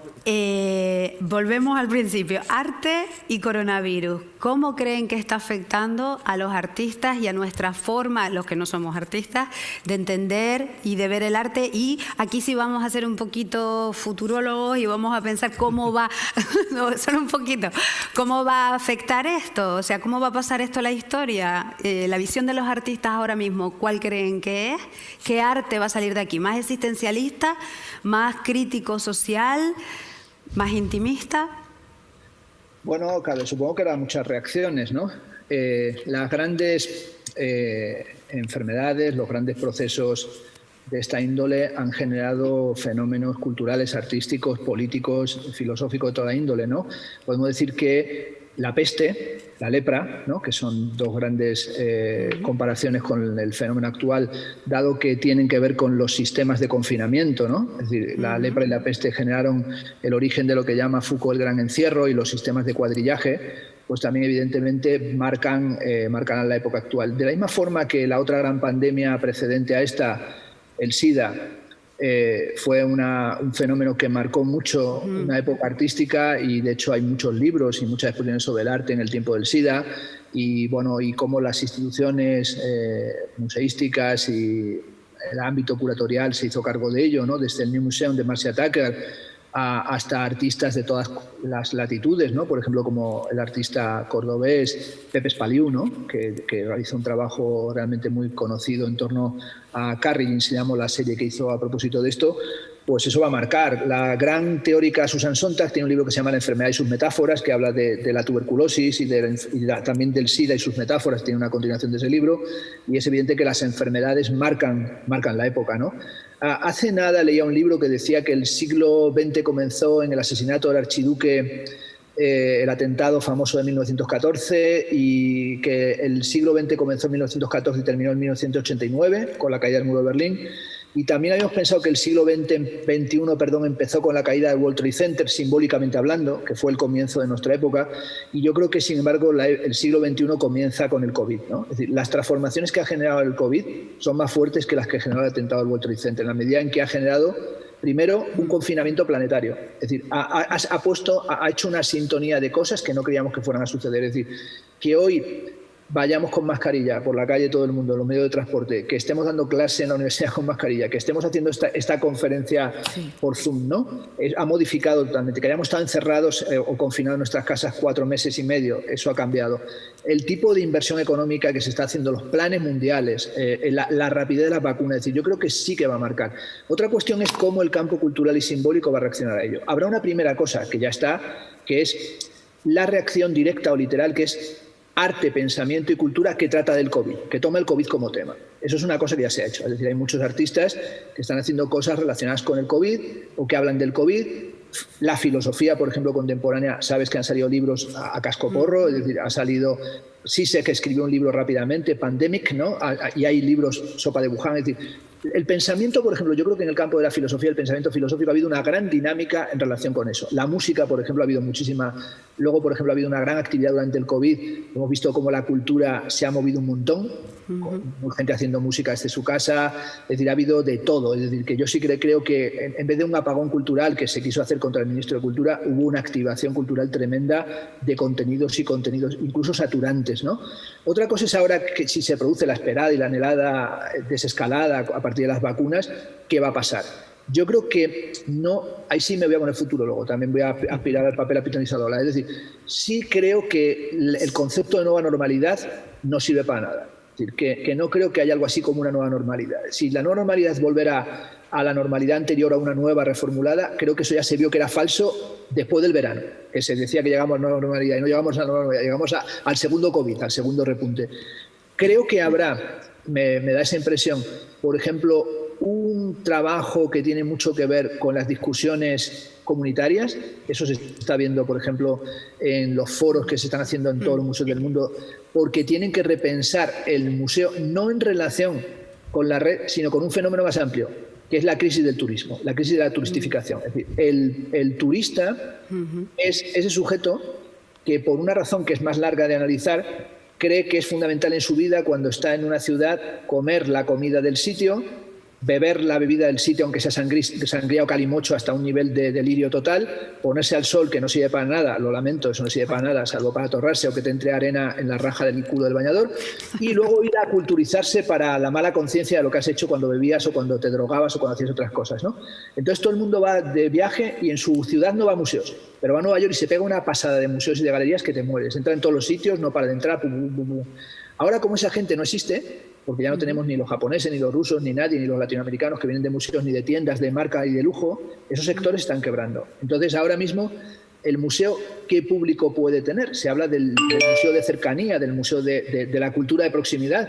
Yo creo que ahora hay que empezar a pensar no en una cultura turistificada, masiva para turistas, que finalmente no quieren ver otra cosa que lo que ya vieron en el tour operator prefigurado, sino que hay que activar una experiencia, insisto, otra vez, de nuevo real, mucho más didáctica. Yo creo que hay que activar una didáctica presencial también intensa. Es decir, creo que los museos no pueden solamente en eso, estoy de acuerdo con Antonio, no pueden pensar únicamente que vaya el público, entre en la sala y dé una vuelta y salga como que ya por ciencia infusa lo entendieron. Eso es una chorrada. O sea, ¿cómo va? Tú llegas a una exposición, la de Mondrian, das una vuelta por la exposición de Mondrian y ya ha salido mondrianizado o neoplástico. ¿Quién sabe qué? Eso no sirve de nada. Tiene que haber procesos de aproximación a todos los niveles. Y ahí yo creo que efectivamente puede haber lo que llaman convergence culture, una cultura de convergencia en la que valga lo real, lo virtual y lo metavirtual. O sea, todos los mecanismos. Y puede ser igualmente interesante una conferencia erudita, hiperacadémica, una visita guiada, un taller,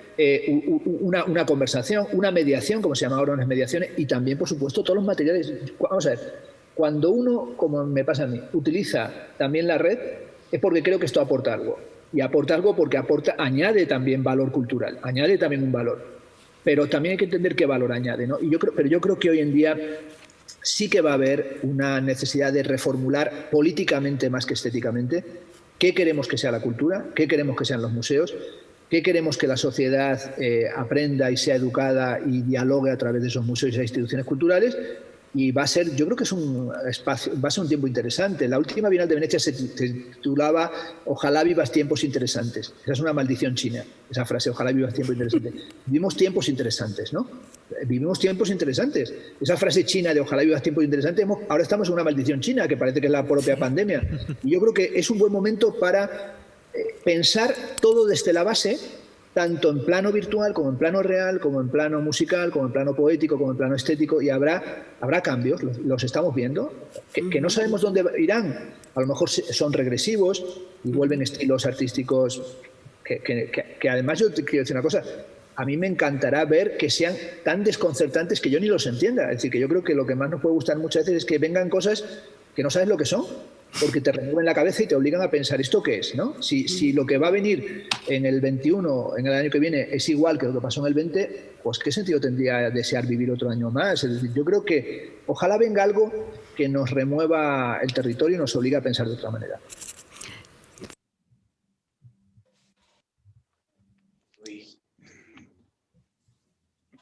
Pues es que dime, dale.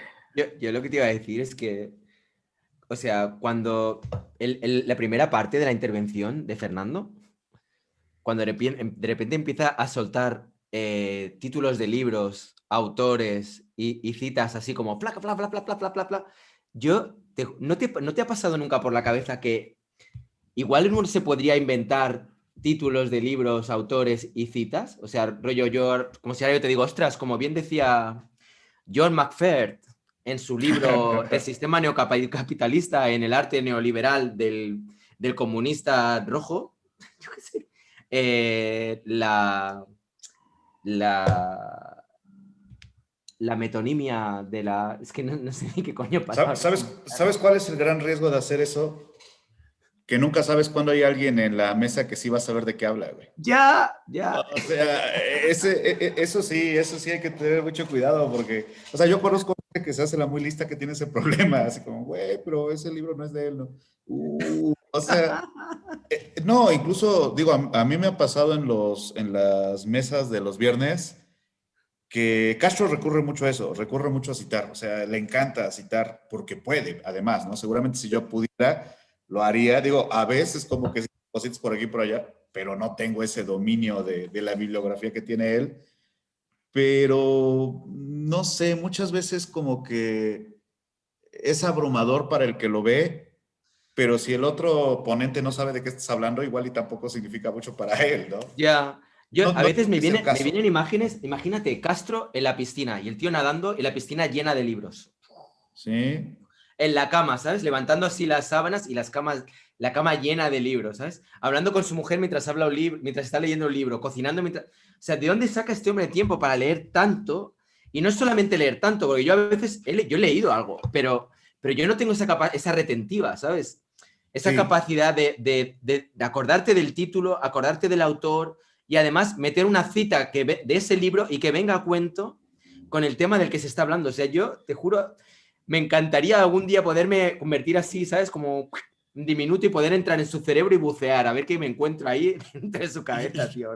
Yo conozco es una muy poca pasada. gente, yo conozco muy poca gente que sea capaz de eso. O sea, conozco un número muy limitado de gente que ha leído tanto y que lo recuerda, ¿sabes? O sea, te digo, así de rápido, el señor Alejandro Dolina en Argentina es el único que conozco que pueda hacer eso. Pero es, o sea, en filosofía creo que es muy común. Y qué bueno que mencionas eso porque además hay un aspecto que creo que hace tan distinta las opiniones de Villarán y de Castro. O sea, por ejemplo, cuando Villarán dice, si ves que viene tsunami, ponte a surfear, bueno, dile eso a Fukushima, ¿no, güey? O sea, a veces hay una idealización del que opera en el desastre, pero es más bien, pues eso, una idealización del personaje, ¿no? Pero Castro el otro día que estamos platicando, en toda su experiencia, lo que no ha hecho es hacer obra. Y creo que eso le da una perspectiva a Villarán, y probablemente a ti también, que a él se le escapa. O sea, el picar piedra para ir viviendo de tu obra y poder llegar a este lugar y a aquel lugar, es algo muy del creador, no tanto del que analiza, porque él tiene otro camino para llegar a su puesto que indudablemente es loable y admirable. La labor del creativo artístico, especial en artes plásticas, pues sí termina siendo una chinga también, ¿no? Porque sí es ver cómo te rebasan por acá y por allá. Y creo que en ese aspecto, Villarán, como a él le funcionó, creo que piensa que a todos les podría funcionar. Pero si a todos les funciona, entonces él ya no sería tan relevante. O sea, no es tan sencillo. Hay que tener un algo especial que indudablemente tiene Villarán, que a lo mejor es su conexión con un público más joven, a lo mejor es su conexión con las redes. Y al mismo tiempo, eso debilita sus recursos. Porque si bien puede ponerse de moda, es muy complicado que pueda soportar algo sin una estructura tan sólida como para que aguante embates en el momento en que empiezan a cuestionarte. Porque no por el mundo siempre diciendo que esto es así porque sí. Y bueno, ahí sí que Castro nos da 42 vueltas a todos, porque él es un investigador del fenómeno del arte, es un investigador del entorno cultural, es un historiador, es un esteta, es un filósofo, es alguien que se dedica a estudiar a lo que se dedica Villarán, a lo que te dedicas tú, a lo que humildemente me dedico yo. Y pues entonces está muy por adelante porque el tipo ya sabe qué es lo que vamos a hacer mañana. Y creo que eso lo vuelve muy complicado cualquier debate con él. Porque a mí se me ocurre que un buen debate sería poner a Zizek y a Castro en una misma mesa, a ver qué pasa. Creo que eso podría ser muy interesante. Bueno, sí sé, con esos tics que tiene y tal, la verdad es que prometería mucho un debate así Exacto, con ¿no? Castro.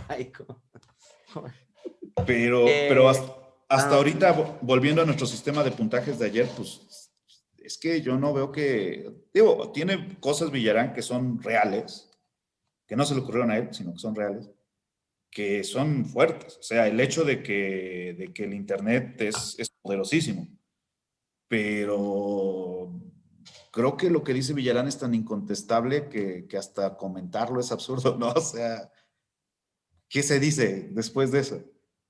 lo que Bueno, Castro, creo que te has liado. Lo que dice Castro, ¿no? Lo que lo que dice dice Castro es Castro, tan perdón, incontestable. Sí, sí, sí. perdón. Sí, sí, sí. Pero bueno, ¿te acuerdas en el segundo debate cuando todo el mundo empezó a decir rayitos que pintan esos debates? Y yo dije, pero si es que es verdad, pues es que yo no pinto nada, tío. ¿Yo aquí qué No, hago? Yo, mira, ¿sabes lo que voy a probar? Para otros debates igual me voy a inventar citas, ¿sabes? O me voy a apuntar así como 4 o 5 títulos y voy a poner un par de frases.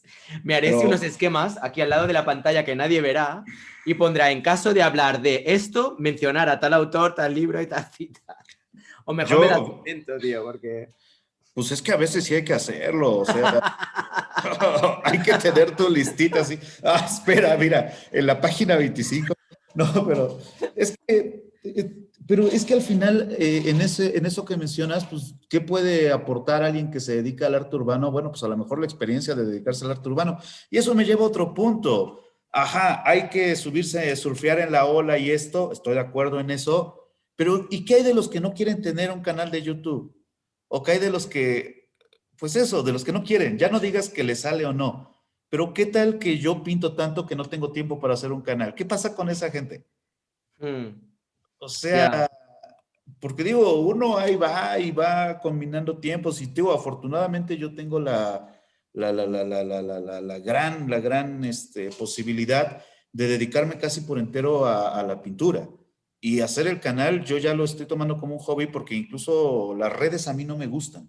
Manejo el Instagram y si has visto mi Instagram publico muy poquitas cosas, especialmente cuando estoy tomando, que digo, ay, una foto. Pero así que lo tome como una plataforma de algo, no, porque en primer lugar no sé cómo hacerlo y en segundo lugar no me interesa hacerlo.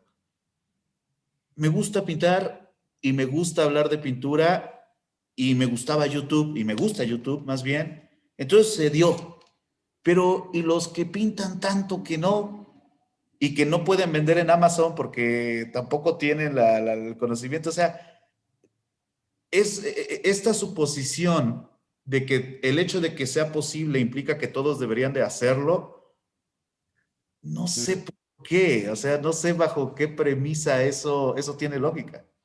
ya, la verdad que sí. O sea, no todo el mundo tiene las mismas cualidades, ni todos podemos ser Fernando Castro, ni todos podemos tener, yo qué sé, las Ni cualidades que puedes tener Villarán. tú, que no son pocas, y yo la verdad que desde aquí brindo por ti, o en un momento dado por Villarán también, su capacidad a la hora de Exacto, narrativa, a la hora de editar los vídeos, etcétera, que también está muy bien hecho y hay mucho trabajo salud, ahí. salud, salud por Salud Villarán, claro que por sí. todos ellos y por toda la gente que nos está viendo.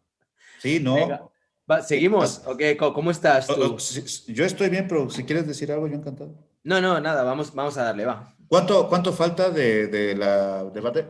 Pues ahora te lo digo. Ah, espera, un segundo. Es que aquí me aparece esto. Una hora. Pues queda como media hora. Ah, dale, pues si ¿Sí? quieres. ¿Le damos? Eh, Venga, va. Pues vamos allá. Antonio, ¿qué va a Sí. Ah, perdona, espera. Aprovecho un momento, un pequeño lapsus, para agradecer a las dos personas que ahora mismo ya no las veo en el chat, pero que han dado un super chat. Gracias a eso, mañana comeremos. Venga, es va. Anisley Lago y Pepe Dravos. Pues muchas gracias a los dos. Venga, va. ¿Sabes que en mi transmisión no dieron ni un super chat? Bueno, pues para que le deis más superchats al doctor Soriano, que se lo merece. Venga, Para va. que te pongan las pilas, vas a decir. Venga, va. Vamos allá, Échale, sigamos. échale. A ver qué dice Raquel. ¿Cuál era la pregunta? Es que ya nos vamos a escuchar a Fernando y a veces ya digo, ¿qué está ocurriendo? A mí me pasa esto. Bueno, No, es sobre la... con el sobre- coronavirus, ¿qué arte nos va a dejar y cómo nos vamos a enfrentar a él? ¿Y qué vaticinas, qué estilos crees que se van a imponer? Pues lo primero me hace mucha gracia que Fernando dice, no sea la Bruja Lola, él ha hecho Bruja Lola ahora, pero bueno. Sí, yo lo tengo muy claro. Yo he mira. obligado. Sí, sí, yo lo tengo muy claro. Bueno, el arte que nos está dejando el coronavirus físicamente, ¿no? Es un arte muy descafeinado. O sea, y esto además a mí me preocupa mucho. Si pensamos, por ejemplo, en Banksy, en la ratita dibujada en su supuesto cuarto de baño, ¿no? O la escultura de Víctor Ochoa, esta que la recordaréis porque la parte baja parecía un auténtico excremento, vamos, una que se colocó en Madrid, que gracias a la presión en la red también se retiró esa escultura. Que muchos hicimos vídeos, entre ellos Fernando y yo, hicimos vídeos contra esa escultura por muchas razones, ¿no? Ahí están los vídeos. Y sí es verdad que no sé si eso se hace. O sea, por una parte pienso que hay cada vez más artistas, o sea, artistas entendiendo gente que hace arte, ¿no? O sea, que produce, bueno, sí, iba a decir productos artísticos, ¿no? Que produce obra de arte, ¿no? Y esa obra sí me parece que es muy modelo Instagram. Quiero decir, es un tipo de arte completamente blanco, donde hay mucho papel higiénico, donde es muy superficial. O sea, no es como Bruegel, por ejemplo, ¿no? Cuando en épocas de la peste, siglo XVI, pues ponía ahí las danzas macabras, las caninas, la gente muriéndose, se veía la sangre, se veía los ahorcados. Hoy día los artistas no están mostrando el virus, o sea, el COVID, no están mostrando las consecuencias del COVID. Están mostrando algo que yo no sé si es por sobreprotección o porque quieren vivir en su cabeza en un mundo feliz, happy flower o algo así, con colores rosa chicle, con verde clarito y con tal, y enseñando he visto imágenes de un papel higiénico que le salen flores, ¿no?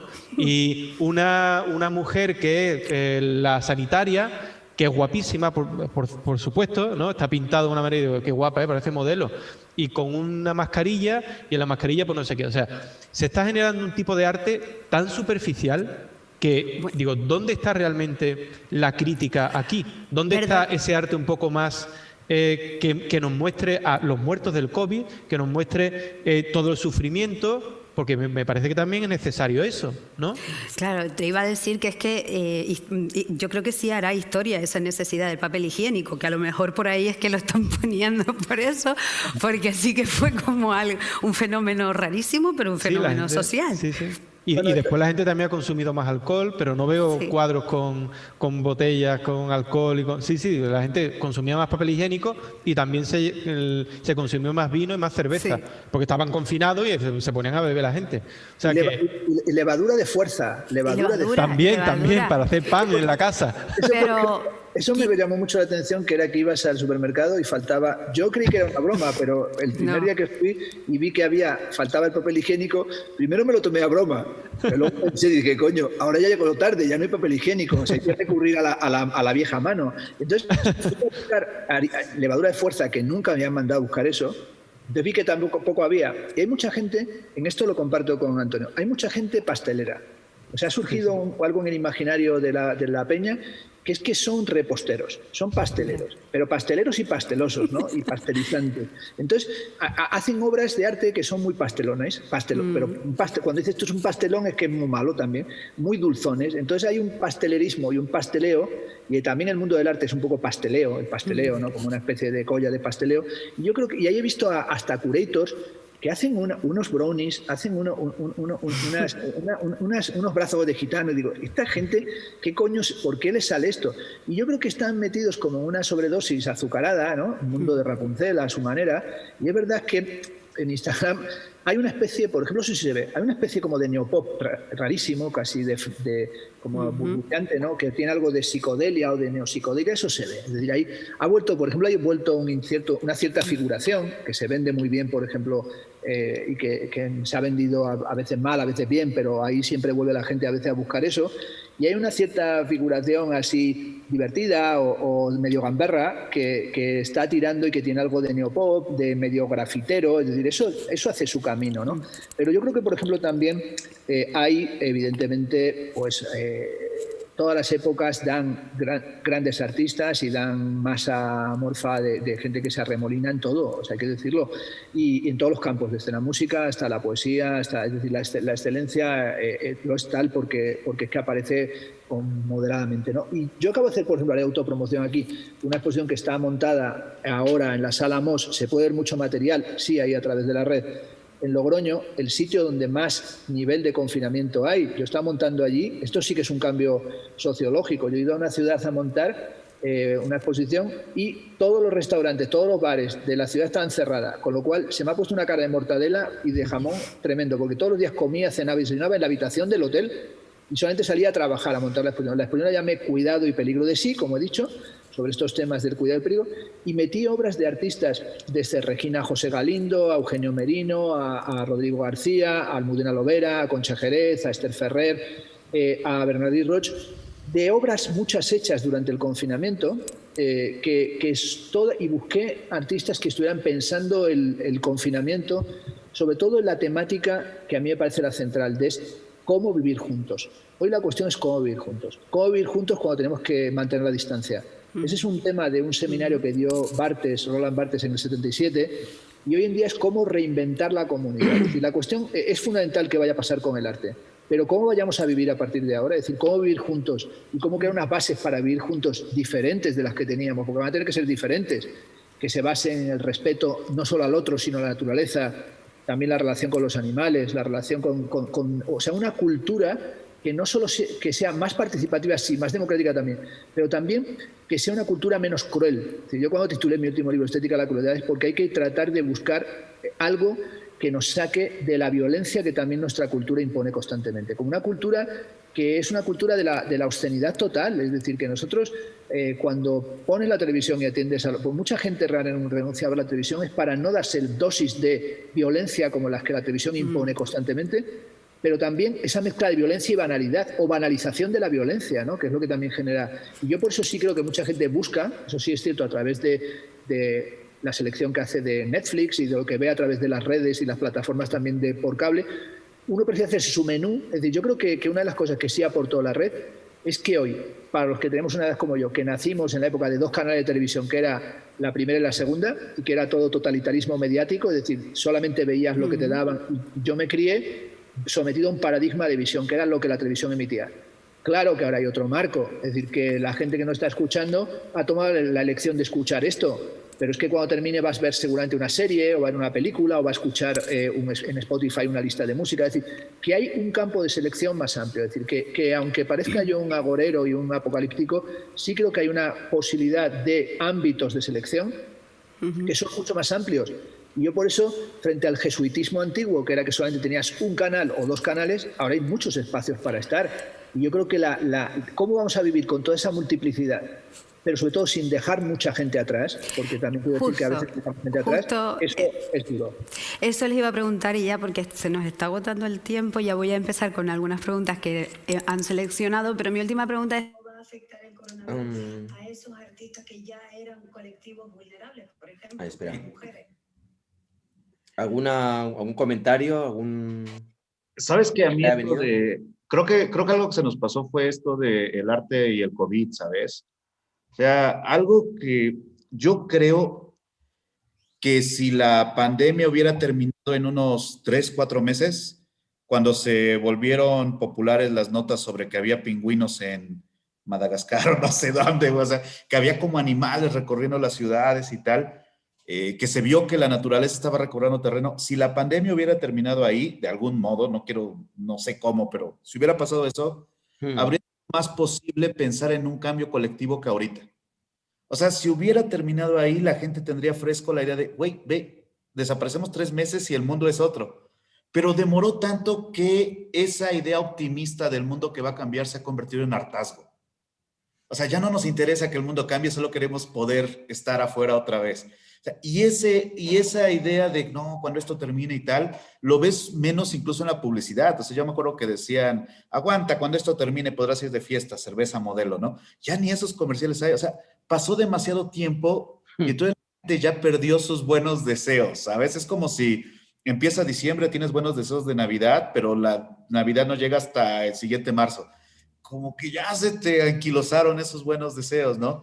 Y creo que te pasa algo contrario, porque, yo no he visto tantas obras sobre el COVID, francamente, tampoco veo tanto Instagram, pero no he visto tantas. Pero creo que apresurarse a hacer obra de arte sobre esto obedece al mismo fenómeno que sucedió en México con el narcotráfico, que en plena guerra con el narco, que todavía estamos en ella, la gente empezó a pintar decapitados. Porque era la imagen, era esa imagen brutal. El otro día que hablamos de arte invisible, yo creo que tiene que ver con eso. ¿Por qué el arte invisible en este momento podría sonar? Porque la enfermedad es invisible. Porque lo de hoy es el temor a algo invisible. Y entonces lo invisible está de moda. Porque sabemos que está ahí, pero no lo podemos ver. No quiere decir que no existe, quiere decir que no lo vemos. Y entonces la obra que se hace sobre el COVID se hace sobre los aspectos visibles del COVID. El cubrebocas, los enfermeros, y creo que es un error apresurarse a hacerlo, porque incluso las danzas macabras, me parece muy curioso que Villarán cita a Bruegel teniendo un esqueleto atrás de él, no creo que haya sido gratuito, francamente, pero incluso las danzas macabras tuvieron que pasar unos buenos años antes de que empezaran a existir, a partir de que la peste ya era evidente. Y ahí me iría lo que decía Freud, hay que sublimar un poco esa emoción.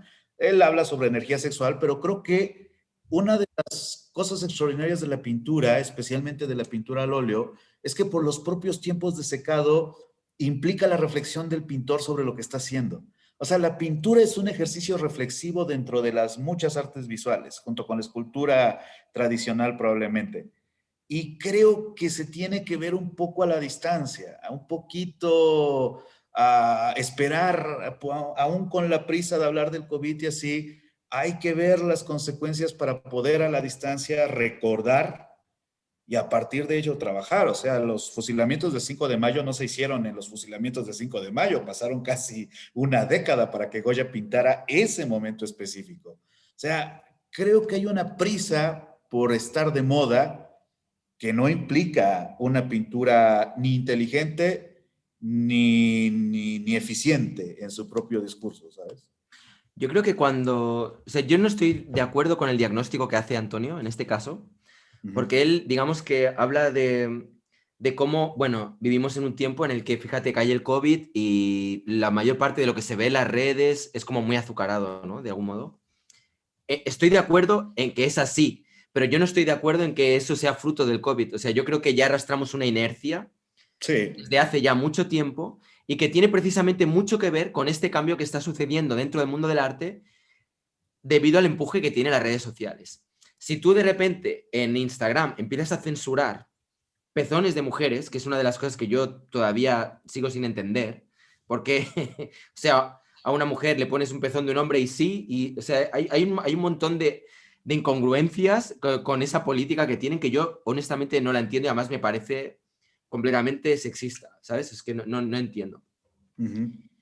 Pero ese tipo de políticas, de algún modo, al igual que lo que es el mercado del arte, lo que es la tendencia en cuanto a museos, en cuanto a galerías, coleccionistas, marchantes, están cada vez empujando más y más a lo que con Rafael López Borrego alguna vez hemos llamado la cookielización del arte, ¿no? El arte cookie. Entonces, el arte cookie obedece a todo este empuje, a toda esta inercia que lleva a las redes, ¿no? La censura que padecemos en YouTube a la hora de hablar de determinados temas, a la hora de pronunciar determinadas palabras que ya sabes que te van a banear el vídeo, etc. Entonces, el que eso pase ahora en la era de COVID no es fruto de que estemos en esta era de COVID. Es que ya veníamos desde hace prácticamente una década arrastrando una tendencia cada vez mayor a que todo sea políticamente correcto e incluido en el ámbito artístico. ¿Sabes? Es como, no es ninguna sorpresa que ahora de repente estemos ahí sufriendo una de las peores pandemias que ha sufrido la humanidad y bla, bla, bla. En fin, bueno, no sé realmente si es una de las peores o no, que eso sería otro tema, porque ha habido un montón de pandemias, pero esta ahora mismo internacionalmente y mediáticamente para nosotros es la peor. Pero es una pandemia que yo creo que además a mí hay una cosa que me hace pensar mucho el tiempo que nos ha tocado vivir y es la relación que tenemos con la muerte. O sea, fíjate, hay un montón de personas que están falleciendo cada día, ¿no? A causa del COVID, pero o sea, tú en el día a día, en la calle, en el entorno en el que te vas moviendo, tú eso no lo percibes. Te llegan voces de alguien que tiene un familiar que está en el hospital, o alguien que ha estado, o el amigo del amigo que ha estado allí, pero no, ¿sabes? Yo me imagino en la Edad Media, no sé, la gente yo me la imagino muriendo por la calle, ¿sabes? Como algo mucho más visceral, más... Cuando de repente empezaron a llegar las primeras imágenes de COVID-19 allí en Wuhan, en China, tú veías a gente así que le daban teleles en la calle y parecía como que aquello era rollo muy apocalíptico, ¿no? Pero yo no sé cómo es en México, aquí es como, al menos yo la sensación que tengo es como todo muy limpio, muy aséptico. Y no solamente con el COVID, sino en general con la muerte. Cuando alguien muere, excepto el momento en que viene la ambulancia, recogen al cadáver, lo meten en el ataúd y toda la historia, lo llevan al crematorio, lo llevan ¿sabes? No hay un contacto con los muertos como puede haber en India cuando hacen estas piras, ¿no? Y de repente queman a los muertos y los tiran a Ganges y de repente ves un cacho de brazo, un cacho de pierna por ahí flotando, ¿sabes? Es como que la muerte es algo como que está perfectamente silenciado, ¿sabes? De tal manera que es todo tan limpio, que hasta que no te ves tú que estás en el hospital y estás ahí pues a punto de palmarla o tienes a alguien que haya muerto cercano a ti, la muerte siempre es algo como que queda bastante lejano, ¿no? Entonces, bueno, Dime. No, nada, pues eso, simplemente que lo que está pasando ahora con el COVID es que estamos en un momento en el que se supone que está muriendo mucha gente y la percepción en el día a día en la calle no se percibe todo eso. Simplemente percibes que todo el mundo lleva mascarilla, pero no hay un confrontamiento con la muerte en sí. Y sobre todo la muerte del COVID, ¿no? O sea, porque te digo, bueno, pues en México es famosa el papel cultural de la muerte, o sea, pero es curioso porque, por ejemplo, las imágenes de la Catrina y todo esto que es tan famoso en México empiezan como un reclamo de clases. O sea, porque lo que proponía era que la muerte te iguala, pero que incluso es más fácil que te mueras siendo pobre que siendo rico, ¿no? Que creo que es algo que ya se mantiene. O sea, acá, pues no me acuerdo cuándo lo hablábamos, si ayer o cuándo, esto de, pues el que sale más tiene más chance de morirse. Pero en esto del COVID yo creo que hay una necesidad de invisibilizarlo precisamente. O sea, porque tú ves a la gente en la calle acá, y en México se ha declarado la idea de, bueno, pues si me toca que me toque, pero muy en el fondo es, pero no me va a tocar, ¿no? O sea, hay como una irresponsabilidad colectiva evidente, realmente, ¿no? Tampoco hay esfuerzos de parte de gubernamentales para meter a la gente a fuerza, sino que se opera bajo la confianza de que lo van a hacer bien. Bueno, no lo están haciendo tan bien. Pero creo que la cuestión ahí, sobre todo en esto del COVID, es la repercusión a nivel cultural. Yo creo que es muy temprano para hablar de eso. Digo, aquí cuando apenas empezó, yo diría en la semana en que se declaró una pandemia en China, se hizo la cumbia del COVID, no me acuerdo cómo se llamaba, pero ya había un tema musical que fue popular a morir. O sea, ese sí lo escuchabas en todos lados. Y después de eso ya no se hizo nada, ¿no? Como que se dijo, bueno, sí está feo. Y sí, aquí la mayoría de la gente tiene algún pariente que se murió o conoce. Por ejemplo, ahí en la academia donde yo trabajo, en San Carlos, se han muerto maestros de eso. O sea, sí lo he visto de cerquita, pero sí también he visto que no hay medidas de seguridad, así que digas, inviolables, ¿sabes? Y creo que eso también es parte de las consecuencias del COVID. O sea, porque una cosa va a ser hacer obra a partir de la mortandad, que es el rasgo más traumático del COVID. Yo creo que el siguiente sería la gente que queda discapacitada en cuestiones de respiración y así. Pero la otra es esa falta de empatía global para frenar esto y el uso político de la pandemia. O sea, creo que esos rasgos tampoco se van a analizar hoy. Digo, hace rato quería comentarte que a mí me causa un gran conflicto. No sé si has visto un documental de Robert Hughes que se llama El impacto de los nuevos 35 años después. Habla de varios autores, de Rego, de Freud, de diferentes autores.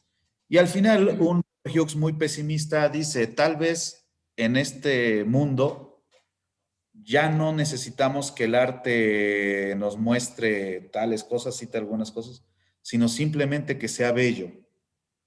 Y cierra, ¿no? Y siempre me ha causado un gran conflicto porque tú lees a Robert Hughes y si algo no esperas que diga Robert Hughes es ese, ¿no? Y al final se queda con esa frase. Yo no sé por qué, ni siquiera puedo decir que he pensado demasiado, pero lo pienso constantemente. Creo que una cosa que puede ser muy funcional en esta era de hipercomunicación virtual, no presencial y COVID, no sé por qué creo que la poesía puede ser muy fuerte, ¿sabes?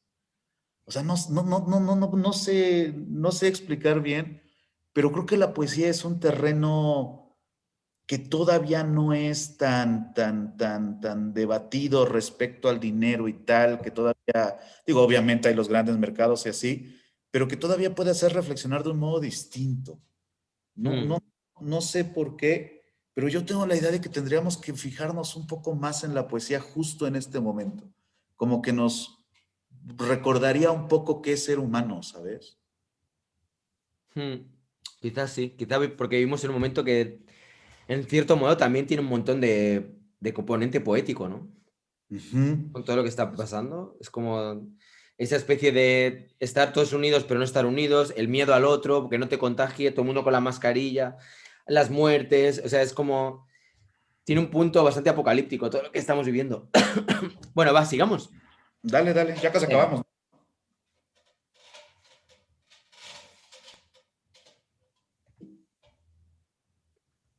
que la historia del arte tiene una deuda enorme, inmensa. ¿Creen que les va a afectar aún peor o creen, por otro lado, que no, que ya estamos cada vez, ya que ha empezado ese movimiento de búsqueda de rescate y de igualdad, pues no nos va a afectar tanto? Bueno, yo respondo rápido. Yo pienso que desde hace unos años para acá, respecto a esto que estás diciendo, a no rescatar, sino visibilizar a las mujeres artistas, pues cada vez va mejor. O sea, ahora mismo tenemos una exposición en el Museo del Prado, que es invitada, que precisamente está intentando poco a poco rescatar eso. En la red cada vez veo a más personas que se preocupan de eso. Y por eso digo que ahí lo veo positivo, y por eso yo me alegro de que exista esto y de vivir en este momento también que me encanta, ahí estoy de acuerdo con Fernando, que es una época incierta pero maravillosa, vamos. Yo creo que también el fenómeno de las mujeres llegó afortunadamente para aumentar y quedarse y para modificar nuestra situación. La cultura misógina, patriarcal, heteropatriarcal, de sometimiento a las mujeres era éticamente inaceptable y era absolutamente injusta y por tanto eso tenía que ir socavándose.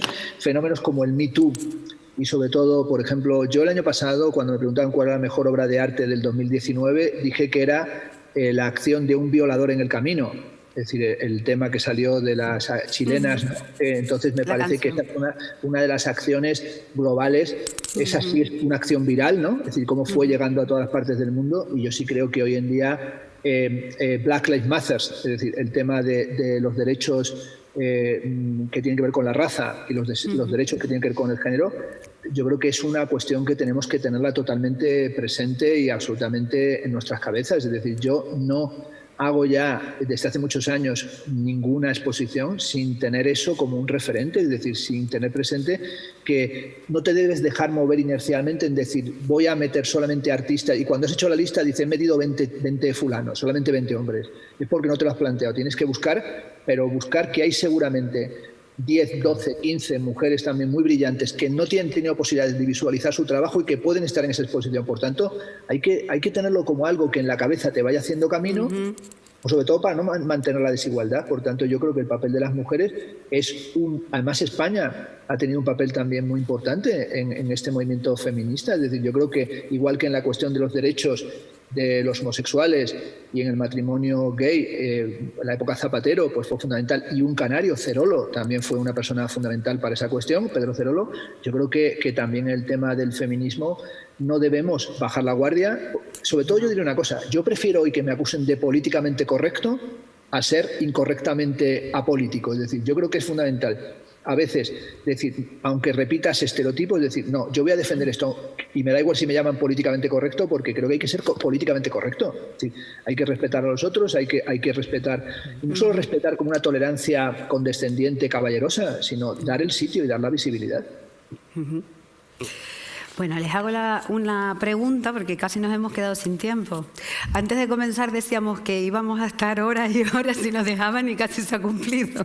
Así que, bueno, nos preguntan que cómo ven que un artista utilice las plataformas para dar a conocer su trabajo, porque este es un mundo muy difícil económicamente para sobrevivir. En ese sentido, además, creo, Antonio, que tú has dado incluso tag para cómo vender tu obra en Instagram. Y es que van a lo mejor las plataformas a quitarles trabajo a galeristas. Yo creo que ya no es que le estén quitando trabajo a galeristas. Yo pienso que la plataforma lo que ha hecho es visibilizar a muchos más artistas de los que se pensaba que había.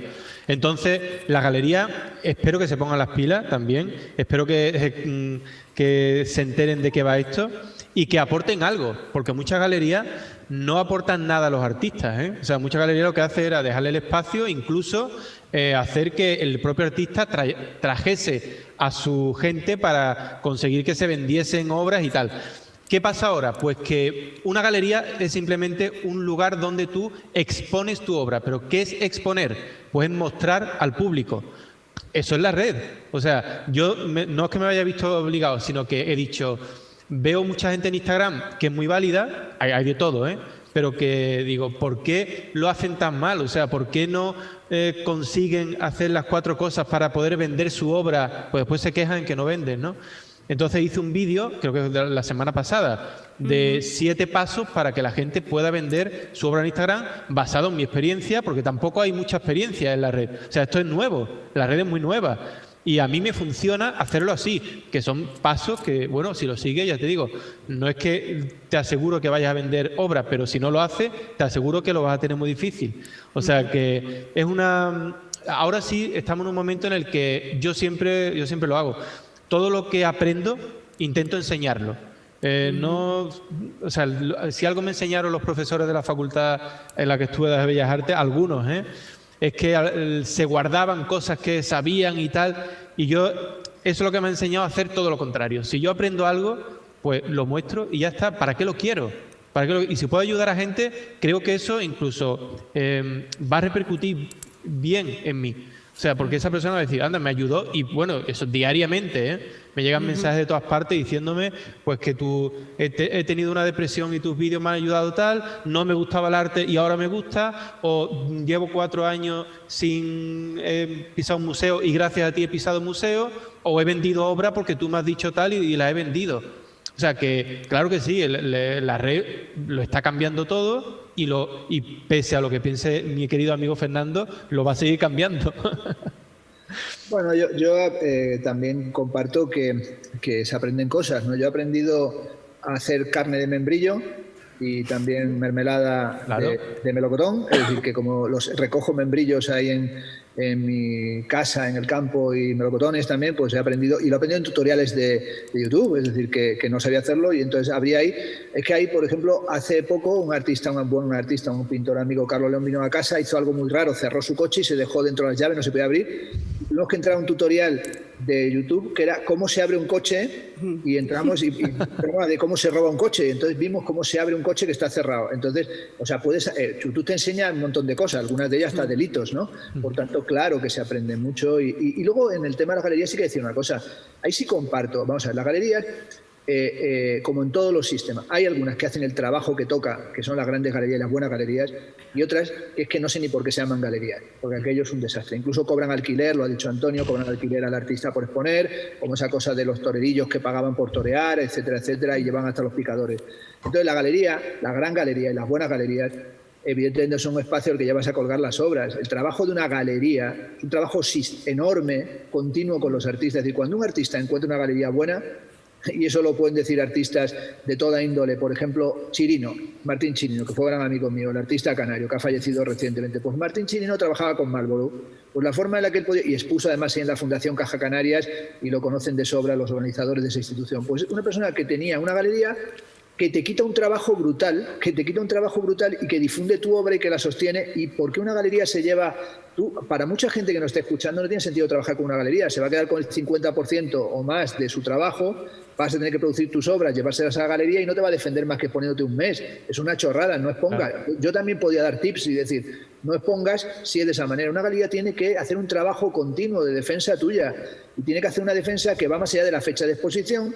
Por eso las galerías americanas tienen en su corporación gente por un tubo que trabaja en hacer currículum, dossiers, en hacer comunicación, en mandar a museos.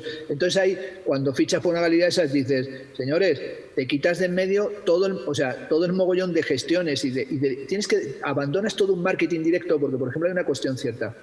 Hay momentos en los que tenemos que saber si volvemos al trueque, aunque sea un trueque que tiene un carácter cibernético, pero que es trueque, en el que tienes que hacerlo todo, que es lo que también hoy es el emprendizaje contemporáneo. Tienes que ser el artista, el instagramer, el youtuber, el gestor de ti mismo, el defensor, el que cuelga las imágenes, el que interactúa y no sé qué. ¿Eso qué hace? Pues que tienes una situación esquizofrénica, como el famoso chino que tiene muchos platos y los está moviendo con una varilla, y tienes que estar en 1000 tareas que muchas veces te desgastan enormemente. Y si es verdad que cuando tú caes, es como por ejemplo cuando un escritor encuentra un buen editor que le edita los libros, que se los difunde, que negocia incluso los anticipos. Por ejemplo, un escritor que tiene ya un nivel, pues escribe, y antes de escribir ya le están negociando los anticipos de la novela y la están vendiendo en Frankfurt y en Guadalajara. Por tanto, en el sistema del arte hay mucha gente, tengo que decirlo, que van agarrados al pescante del furgón de cola de un tren de mercancías o ni siquiera se han podido agarrar a eso y por lo tanto están a la intemperie. Por tanto, yo no voy a hablar desde un punto de vista elitista porque tengo que decirlo, igual que en la práctica curatorial hay curators que van en business class y otros que van en coche de carretas y van a pie o van en burro, pues aquí hay muchas formas de ir. Hay gente, como dije antes, que va en yates y gente que va en pateras o va con un flotador. Entonces, yo sí creo que a mucha gente hoy la red les permite vivir, sobrevivir y funcionar, pero te aseguro una cosa, a medida que esos artistas vayan ganando en fama y en reconocimiento, cuando encuentren una buena galería que los defienda y que articule su proyecto de trabajo, vas a ver el placer que tiene que tengas alguien que te hace el dossier, que te lo difunde, que te lo mueve, que se pone en contacto con los comisarios, con los museos, que gestiona las ventas, que lo lleva todo y que tú puedes dedicarte tranquilamente a estar haciendo tu obra y desentenderte de muchas cosas, porque yo siempre lo he dicho, la división de poderes es la base de la democracia. Eso está en Montesquieu. Y la división de funciones es fundamental para los sistemas. Si uno tiene que estar haciendo todo al mismo tiempo, o es un atlas, o es alguien que tiene una capacidad para hacerlo todo al mismo tiempo, y eso no es tan frecuente. Es más, incluso es malo que seas una especie de omnívoro que lo hace todo al mismo tiempo. Hay veces que uno dice, bueno, soy un self-made man, lo hago todo y encima todo me sale bien. Suele ser bastante poco habitual, ¿no? Salvo casos excepcionales de gente tremendamente dotada y que mete muchas horas de trabajo, porque hay que decirlo también, en la red para estar hay que meterle mucho trabajo y muchas horas. Es decir, que esto también nadie... O sea, que si Antonio, y yo siempre por eso le valoro y respeto lo que hace, si tiene todos los seguidores que tiene y si tiene toda la presencia que tiene es porque se le ocurra mucho. Es decir, porque no te llega... Tienes que haber estudiado a fondo cómo lo haces, qué haces y de qué manera lo haces. Es decir, no consigues eso... Sería absurdo decirlo. Es decir, tienes que currártelo mucho y evidentemente entre alguien que se le ocurra mucho y que además entiende perfectamente el medio y alguien que se le ocurra menos, hay una diferencia sustantiva. Yo hago todos mis vídeos en directo, o sea, son directos, pero no están editados en nada. O sea, porque abro el ordenador y traca, rollo que te crió. Entonces, ¿por qué interés? Pues tiene interés de alguien que le interesen los rollos y las castañas pilongas de esta índole, pero evidentemente creo que a mí me lo dice Antonio, esto hay que trabajártelo, me dice a veces, ¿te lo tendrías que trabajar más? Claro que sí. Si yo tuviera ese tiempo, pues claro que me lo tendría que trabajar. ¿Por qué? Porque hay que ser cuidadoso también. Yo me reprocho la mala edición de mi material en YouTube. No está ni editado, es lo que sale, punto pelota, pero sí creo que en la red, para hacer todo artista, es alguien que es un obstinado, es decir, que mete horas, que mantiene una obsesión. En el arte el rigor es crucial. Es decir, un artista puede ser luego el colmo de lo surreal, de lo abierto, de lo anárquico, pero dentro de esa anarquía, que hay una metodología y hay un trabajo de fondo, esta idea de no, es que son inspirados, son visionarios, o es toda una tomadura de pelo, eso es incierto. Hay una parte de todo, hasta de la filosofía, que es una tomadura de pelo, hay una parte de todas las prácticas que son tomadoras de pelo, pero la parte, el núcleo duro, que antes han mencionado a Bruegel, el núcleo duro del arte y de la cultura, amigo mío, el núcleo duro en Durero, en Goya, en Picasso, en tantos y tantos artistas, en Gutiérrez Solana, ¿no? En muchos, eso es un núcleo durísimo y que hay rigor, trabajo, poética, técnica, es decir, eso todo ahí está articulado. Por tanto, también en la red, la gente que consigue muchos suscriptores y que tiene muchos seguidores, es que se le ocurra mucho. También es verdad que hay gente que se le ocurra mucho y no lo consigue. Claro. Eso es cierto, ¿no, Antonio? Hay gente que mete un esfuerzo titánico y no lo consigue. Hay que unir sentido del humor, flexibilidad, capacidad comunicativa, estar al espíritu de los tiempos, porque también es cierto que cambia un poco los tiempos y te desentonas y pierdes toque en la relación con el medio. Eso pasa. Y es cierto que hoy en día saber cómo actuar aquí, saber cómo intervenir a través de la red es fundamental. Eso sí lo digo. Es decir, y creo que es una herramienta que da hasta placer. Es decir, que yo sí estoy en esto, creo que es también por una razón tan básica, porque me parece divertido. Es decir, que es un espacio en el que si no me divirtiera, en la medida en que a mí no me da... no lo monetizo porque no quiero estar vinculado así más o menos, es decir, no es para mí esa la opción, entre otras cosas porque soy funcionario. Eres funcionario, ¿qué sentido tiene? Yo cobro ya sueldos, es decir, que ya tengo una vida hecha por otro lado económicamente. Yo consigo beneficios económicos de otras actividades. Que seguramente a lo mejor hasta me puede decir Antonio, seguro que has ganado seguimiento y trabajos a través de la red. Puede que sí. Creo más bien que tiene que ver con la inercia de 3 décadas trabajando en esto. Es decir, que me gustaría pensar que no soy conocido por ser un youtuber, no es ese mi rango básico, es decir, que es otro, pero que admiro mucho a los youtubers que se le ocurran, por supuesto a Ter, a Jaime Altozano, a Antonio García Villarán, al doctor Soriano, es decir, a la gente que se le ocurra, los admiro, me parece que es gente que además hacéis una aportación digna de elogio. ¿Que esté de acuerdo con lo que decís? Pues no con todo, es que sería absurdo, ¿para qué voy a tener que estar de acuerdo? Es decir, además si hubiésemos estado de acuerdo en todo, Antonio, habría sido esto un flux total. Ya. No, respecto a una cosita que has dicho. Ay, espera. Esto de que Vale, voy a tratar de que no se me note la cara de tristeza porque no me han mencionado a mí. Voy a tratar de mantener la compostura. Bueno, vamos a ver, dos temas que yo creo que serían un poco, resumidamente, los dos que ha tocado. Uno sería el tema de las galerías de arte y el otro vendría a ser el ganarse la vida haciendo un canal, por ejemplo, de arte en YouTube, ¿no? Yo no sé, ¿qué opinas tú de las galerías de arte? ¿Tú trabajas con alguna galería o lo gestionas todo por tu cuenta?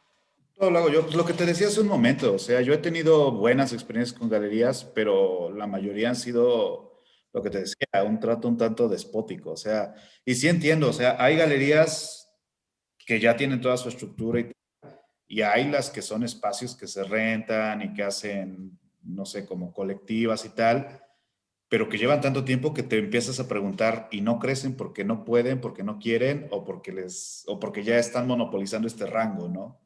O sea, sí están hablando de galerías distintas. Una galería no es nada más un lugar donde expongas. O sea, hay exposiciones que son para que vayan los amigos, se tome mucho vino y tal, y la repercusión es mínima, y hay otras que te van a publicar el catálogo, que tienen su cartera de clientes que van a ir a comprar, tienen gente de prensa.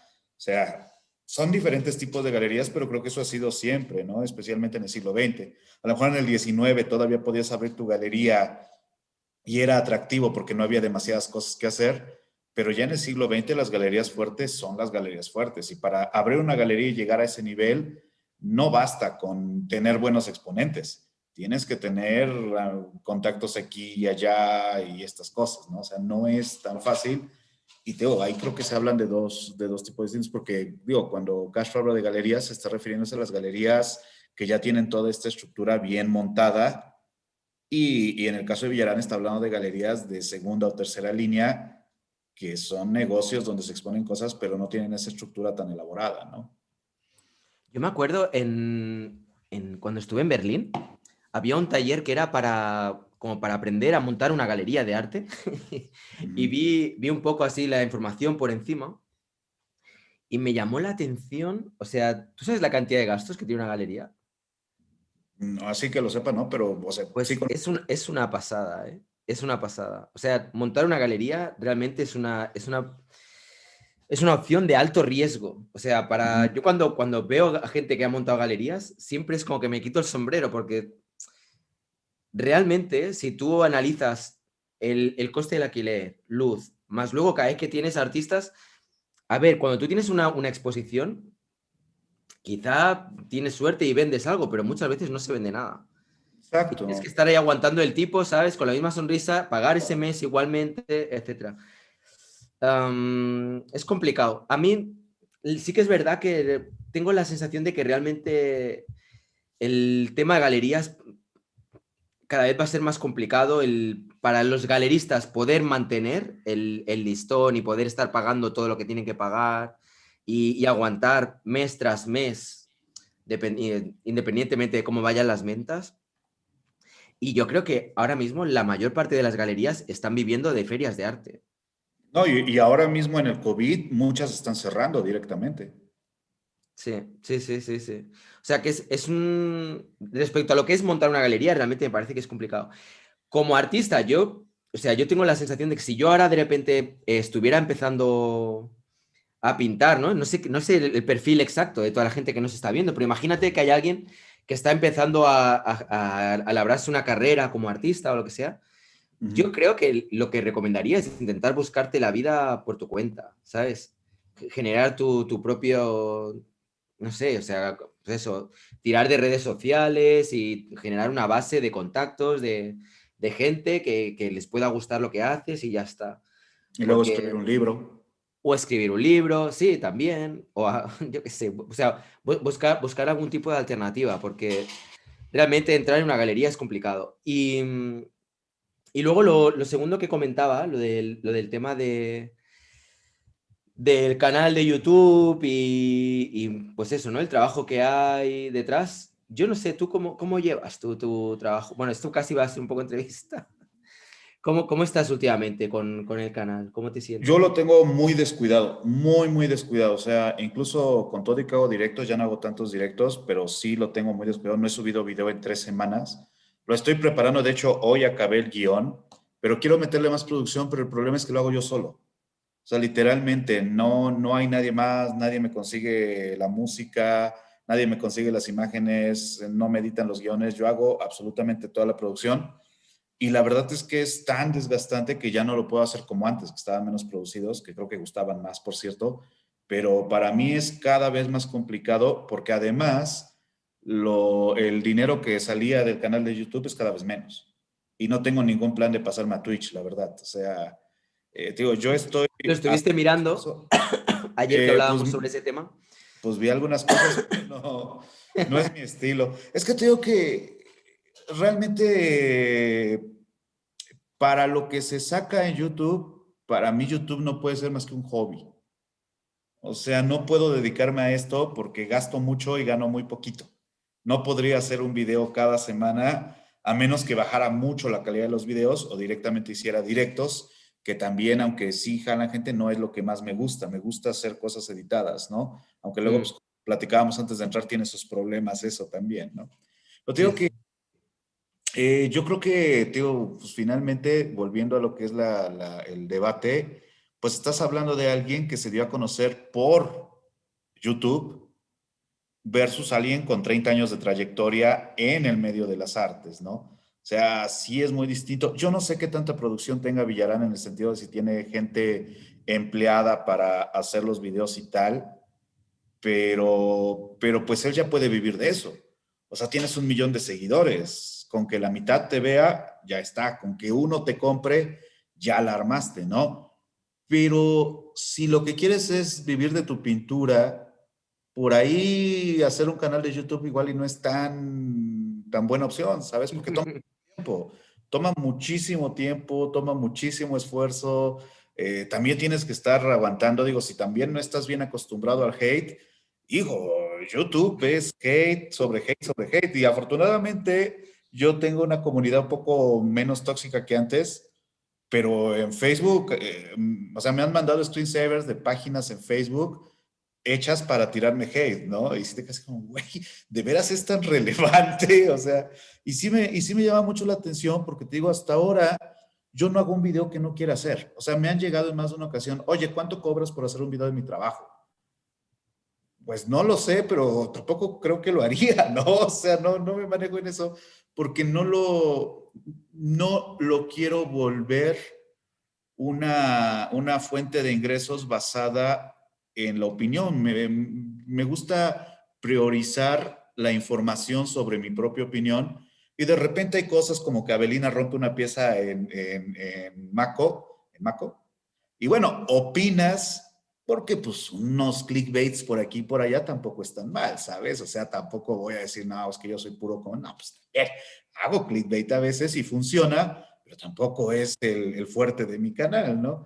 Entonces, digo, yo creo que la diferencia es eso, que estás hablando contra alguien que toma, me refiero a Castro, obviamente, que toma el YouTube como algo para divertirse, yo diría que es casi para relajarse, o sea, yo he visto los videos de Castro y, por ejemplo, algo que no hace es leer comentarios cuando activa el chat.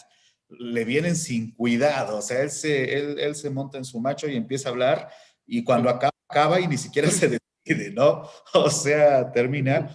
Y en cambio, con Villarán hay un esfuerzo, porque además eso, yo digo, mucha gente considera que el pleito es personal y no lo es. Yo creo que hay buenos videos de Villarán. Hay buenos videos porque da mucha información sobre artistas que no son tan conocidos. Sí, ahí sí. Creo que está muy bien. Pero cuando empiezas un video de Van Gogh diciendo que era drogadicto, tenía sífilis y era un vago, güey, acabas de describir a todos los autores a prácticamente la mitad de los impresionistas. O sea, como que esas cargas morales de repente aquí, por allá, ay, son las que siento que van en detrimento, pero al mismo tiempo son las que son más atractivas por lo que hablábamos al comienzo. Pues les encanta el salseo. Yo creo que YouTube es una extraordinaria fuente de conocimiento, pero cuando tú ves las tendencias, es muy raro que alguna no sea estúpida. O sea, es muy, muy raro que la mayoría de la gente opere bajo la idea de voy a aprender algo hoy. Es como Wikipedia, la gente la consulta cuando tiene una tarea sobre ese tema, pero no va a Wikipedia, va a su influencer favorito. Y esa es la otra figura. Castro no es un influencer. Y Villarán sí. Irónicamente, en vez de que haya más responsabilidad en el influencer que tiene a un público cautivo, parecería que Castro se preocupa más por la ética, ¿sabes? Respecto a esto que comentabas, bueno, ya alguna vez he hecho algún vídeo hablando sobre ello, ¿no? Pero sí que es verdad que una de las cosas que más me han sorprendido a medida que me he ido metiendo más en este mundo de YouTube es lo del tema del hate, porque yo realmente yo nunca había sufrido odio antes, o sea, nunca había recibido mensajes de odio. Y claro, de repente ver que hay cientos, miles de personas que te tiran odio todos los días. Hace poco, no sé si te lo comentaba, te lo he comentado, lo del tema de Eugenia Ampudia, ¿no? Que alguien me decía, ¿por qué has retirado los comentarios en la entrevista que le hiciste a Eugenia Ampudia? Pues retiré los comentarios porque era cada día levantarme con 5 o 10 mensajes con insultos. Cada día, tío. Y eso dices, bueno, si es que dura una semana, pero es que esa entrevista la publiqué hace, yo qué sé, no sé, hará un año. Estarte un año cada día levantándote, que cada vez que lo primero que miras la pantalla es encontrarte con gente insultándote, la verdad que se requiere bastante estómago, ¿eh? Pero pues igual igual en vez de desactivar los comentarios, pues simplemente no los lees, ¿no? Ya, pero, o sea, a mí sí que me gusta leer los comentarios y estar en contacto con lo que te va escribiendo la gente, ¿no? Si desactivara todo, o sea, no hay un filtro para desactivar solo los malos. Es que van de la mano, ¿sabes? Si desactivas los comentarios, otros comentarios que igual te aportan y que son muy interesantes y te hacen pensar, también te pierdes de ellos, ¿no? Entonces, casi, no sé, en fin, no sé, es una historia que yo todavía estoy un poco aprendiéndola. Yo ahora, por ejemplo, sí. Ajá, dime. No, que respecto a lo que es el tema de la monetización y todo esto, a mí lo que me está pasando es que muchos directos directamente, o sea, están desmonetizados. Este último que hemos hecho, los 4, no está monetizado, ¿sabes? Entonces, ¿Por qué? ¿Qué dijimos? No lo sé, tío. Te juro, hay veces que es como, dices, ya no sé, ¿sabes? El cómo hablar, tío. En vez de usar tacos, va a tener que ser todo como me cachis en la mar, jolines, jopetas, o yo qué sé, tío, porque es como cualquier pequeña palabrita, cualquier pequeño, ya está, desmonetizado, ¿no? ¿Y qué más te iba a decir? Bueno, y realmente, por ejemplo, este vídeo, el de los 4, igual que seguramente va a pasar con este, a nivel económico lo que te queda es lo que, pues eso, que si alguien ha hecho un superchat y dices, ¡wow! Ya pero está, es lo que te queda. Bueno, sí. Pero es que también yo creo que... A nivel de contenido, lo que estoy viendo también que es muy interesante, no sé si has visto alguna vez lo de los jueves, lo que estoy haciendo de la tertulia abierta. Sí, los vi. De hecho, el otro día quería entrar, pero no encontré. Oye, pues está muy bien. Por Me cierto. gusta mucho el que de repente gente que te está viendo pueda entrar y participar del debate. Eso me parece súper enriquecedor. No sé hasta cuándo eso se puede llegar a mantener, porque si hay 80 personas, ya eso a nivel de moderación y a nivel de poder tener algún tipo de control tiene que ser realmente complejo. Yo no sé muy bien cuál va a ser la evolución. O sea, llegará un punto en que diré, bueno, tertulia abierta hasta un tope, ¿sabes? Los primeros 20 que entren o los primeros 30 pueden entrar y luego se acaba, porque es que si no es como bastante complicado, ¿no? Y bueno, no sé, en resumen, yo creo que podemos dejar ya lo que es el debate, porque ya lo que queda es un poco lo que es la despedida. ¿Cuál es tu último feedback sobre el debate? ¿Qué impresión te ha dado? Pues, dime. Bueno, no sé. Dime. No, te iba a decir, si tuvieras que decir un ganador, pero es que no se trata de ganadores o perdedores, porque al final se trata de compartir información y ya está, ¿no? ¿Cómo lo has vivido? ¿Qué te ha parecido? Bueno, si tuviera que dar un ganador, así que me dijeras, creo que claramente es Castro. Y no nada más por calidad de argumentos, sino porque habló el 80% del debate. Te iba a decir eso. Realmente lo que habla Villarán es mínimo. Y sí creo que es abrumadora O sea, este carácter mismo de Castro acompañado de sus recursos es abrumador. O sea, te digo, creo que tienes que ponerle a alguien enfrente muy culto como para que pueda haber ¿cómo decirlo? Pues como una comunicación más fluida, pero el formato del debate es muy cerrado, o sea, bueno, más bien, no es muy cerrado, es muy poco ordenado, más bien, porque, o sea, no hay tiempos establecidos, que a lo mejor podrían sintetizar así, no, sino que se va dando como una plática donde la moderadora tampoco hace demasiado trabajo por darle un orden específico, pero es interesante, o sea, indudablemente es interesante. Incluso una cosa que me alegra muchísimo es que no hayan tocado el tema de Lamparte. Gracias a la moderadora por no tocarlo, porque creo que ahí habrían salido chispas feas, francamente, pero me parece mucho más enriquecedor escuchar hablar a Villarán sin que toque ese tema, que era lo que me pasaba originalmente, que cuando cae en su propia trampa para osos, ¿sabes? O sea, creo que si hiciera más eso, sería mucho más enriquecedor, incluso a partir de su experiencia como youtuber de éxito. O sea, creo que podría ser mucho más rico el conocimiento que podrías obtener a partir de ello. Y te digo, yo tengo esa teoría.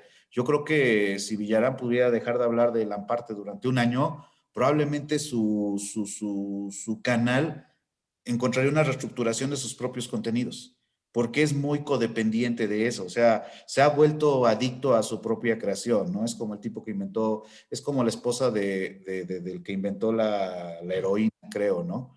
Entonces, creo que es ese, que es agradable escucharlos, indudablemente es una plática entre personas que tienen influencia y por tanto tienen una experiencia y tal, pero me quedaría sobre todo con el llamado a la ética de Castro, que puede sonar un poco progresista incluso, que puede sonar un poco de izquierdas, puede ser, creo que es claro el marxismo del señor Castro, pero que no está de más en este momento, ¿sabes? Ahorita que hablamos del hate, o sea, calcula, si tú y yo recibimos hate, que realmente nuestros canales son pequeños, pues imagínate el de Villarán que lleva 1 millón, debe de tener su hate, o sea, debe de haber un hate duro, debe de haber una comunidad de hate feo, y creo que tendríamos que pensar desde el público en que no ganamos nada odiando porque sí.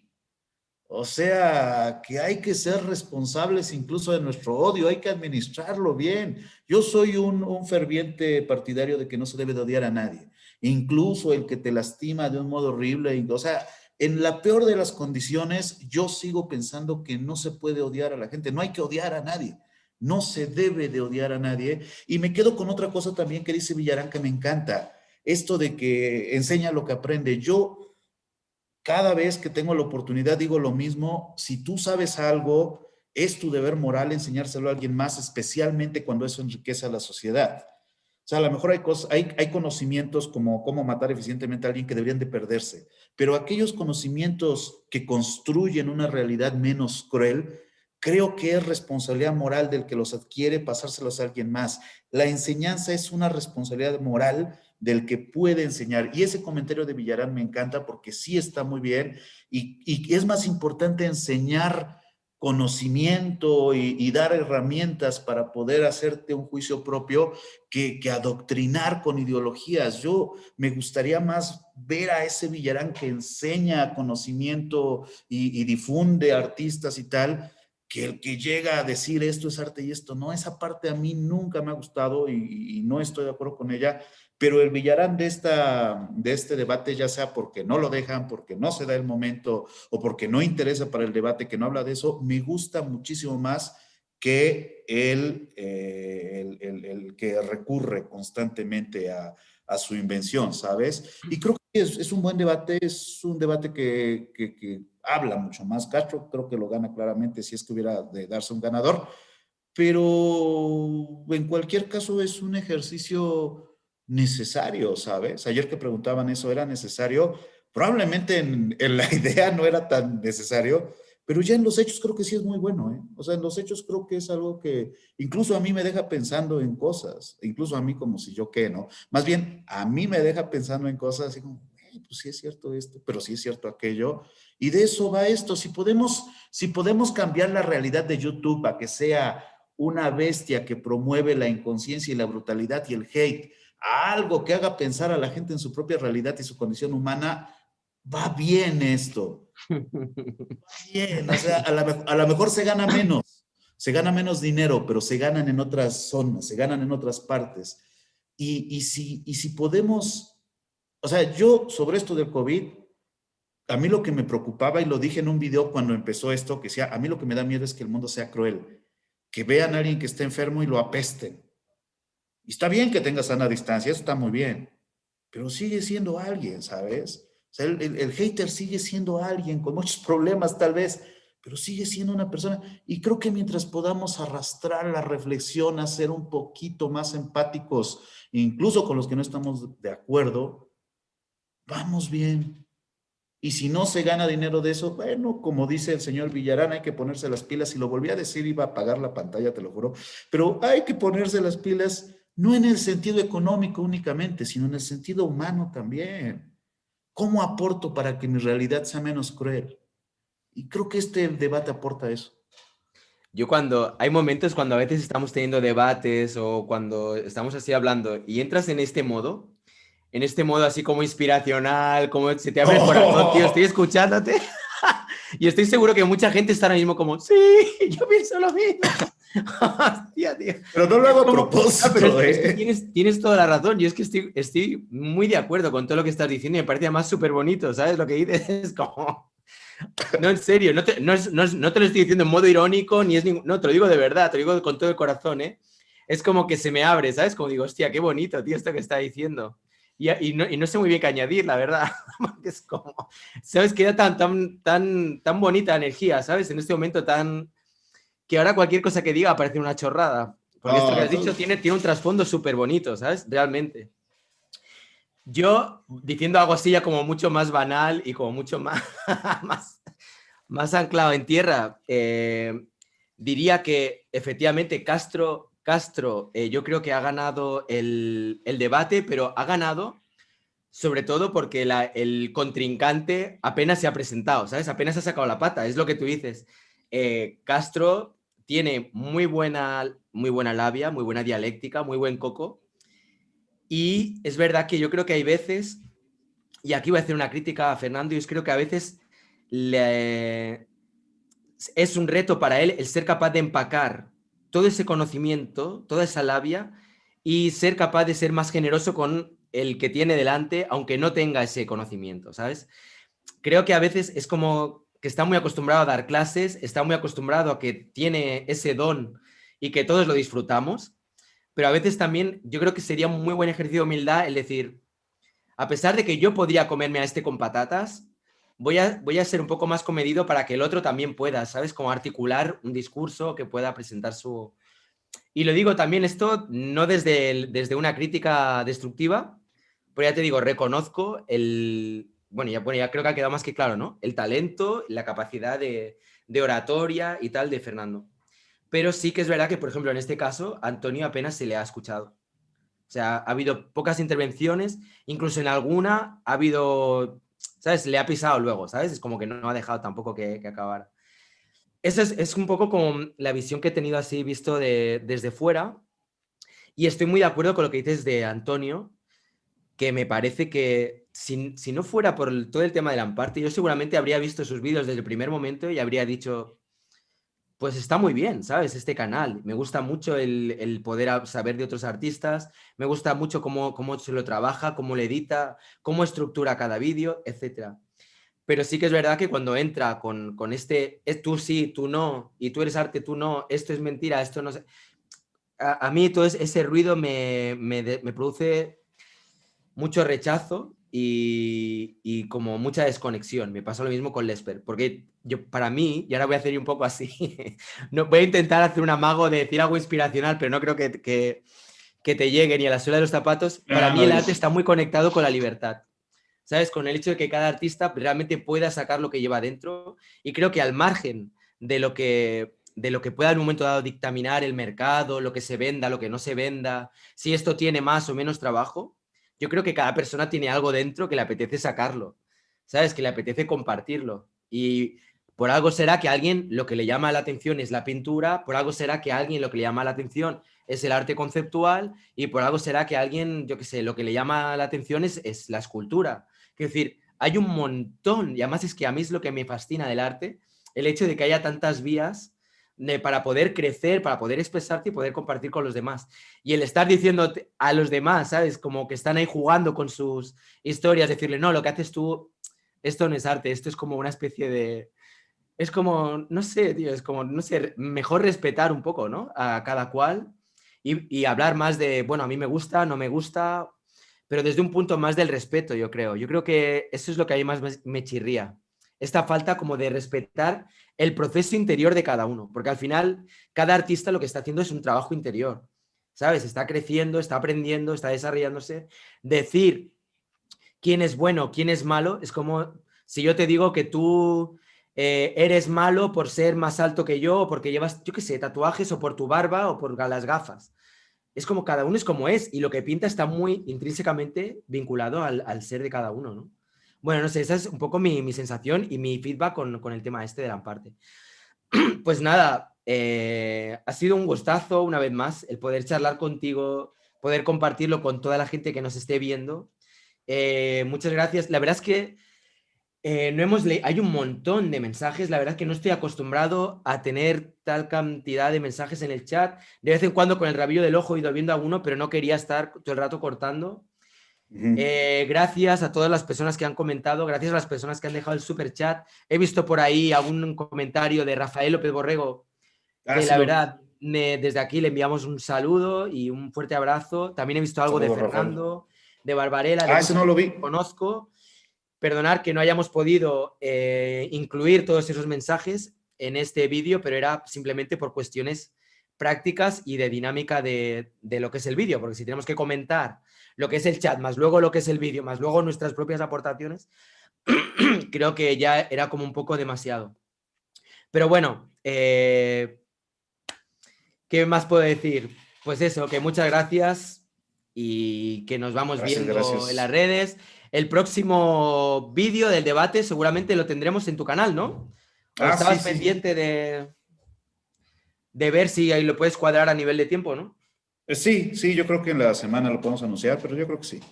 Muy bien. Pues nada, nos vamos viendo. No os olvidéis de, bueno, pues si no conocéis el canal del Dr. Soriano, os invito a que lo veáis, que vale mucho la pena. Y nada, la gente que ya me conocéis, pues nos vemos en el próximo vídeo, que será seguramente mañana. Venga, un fuerte abrazo. Chao.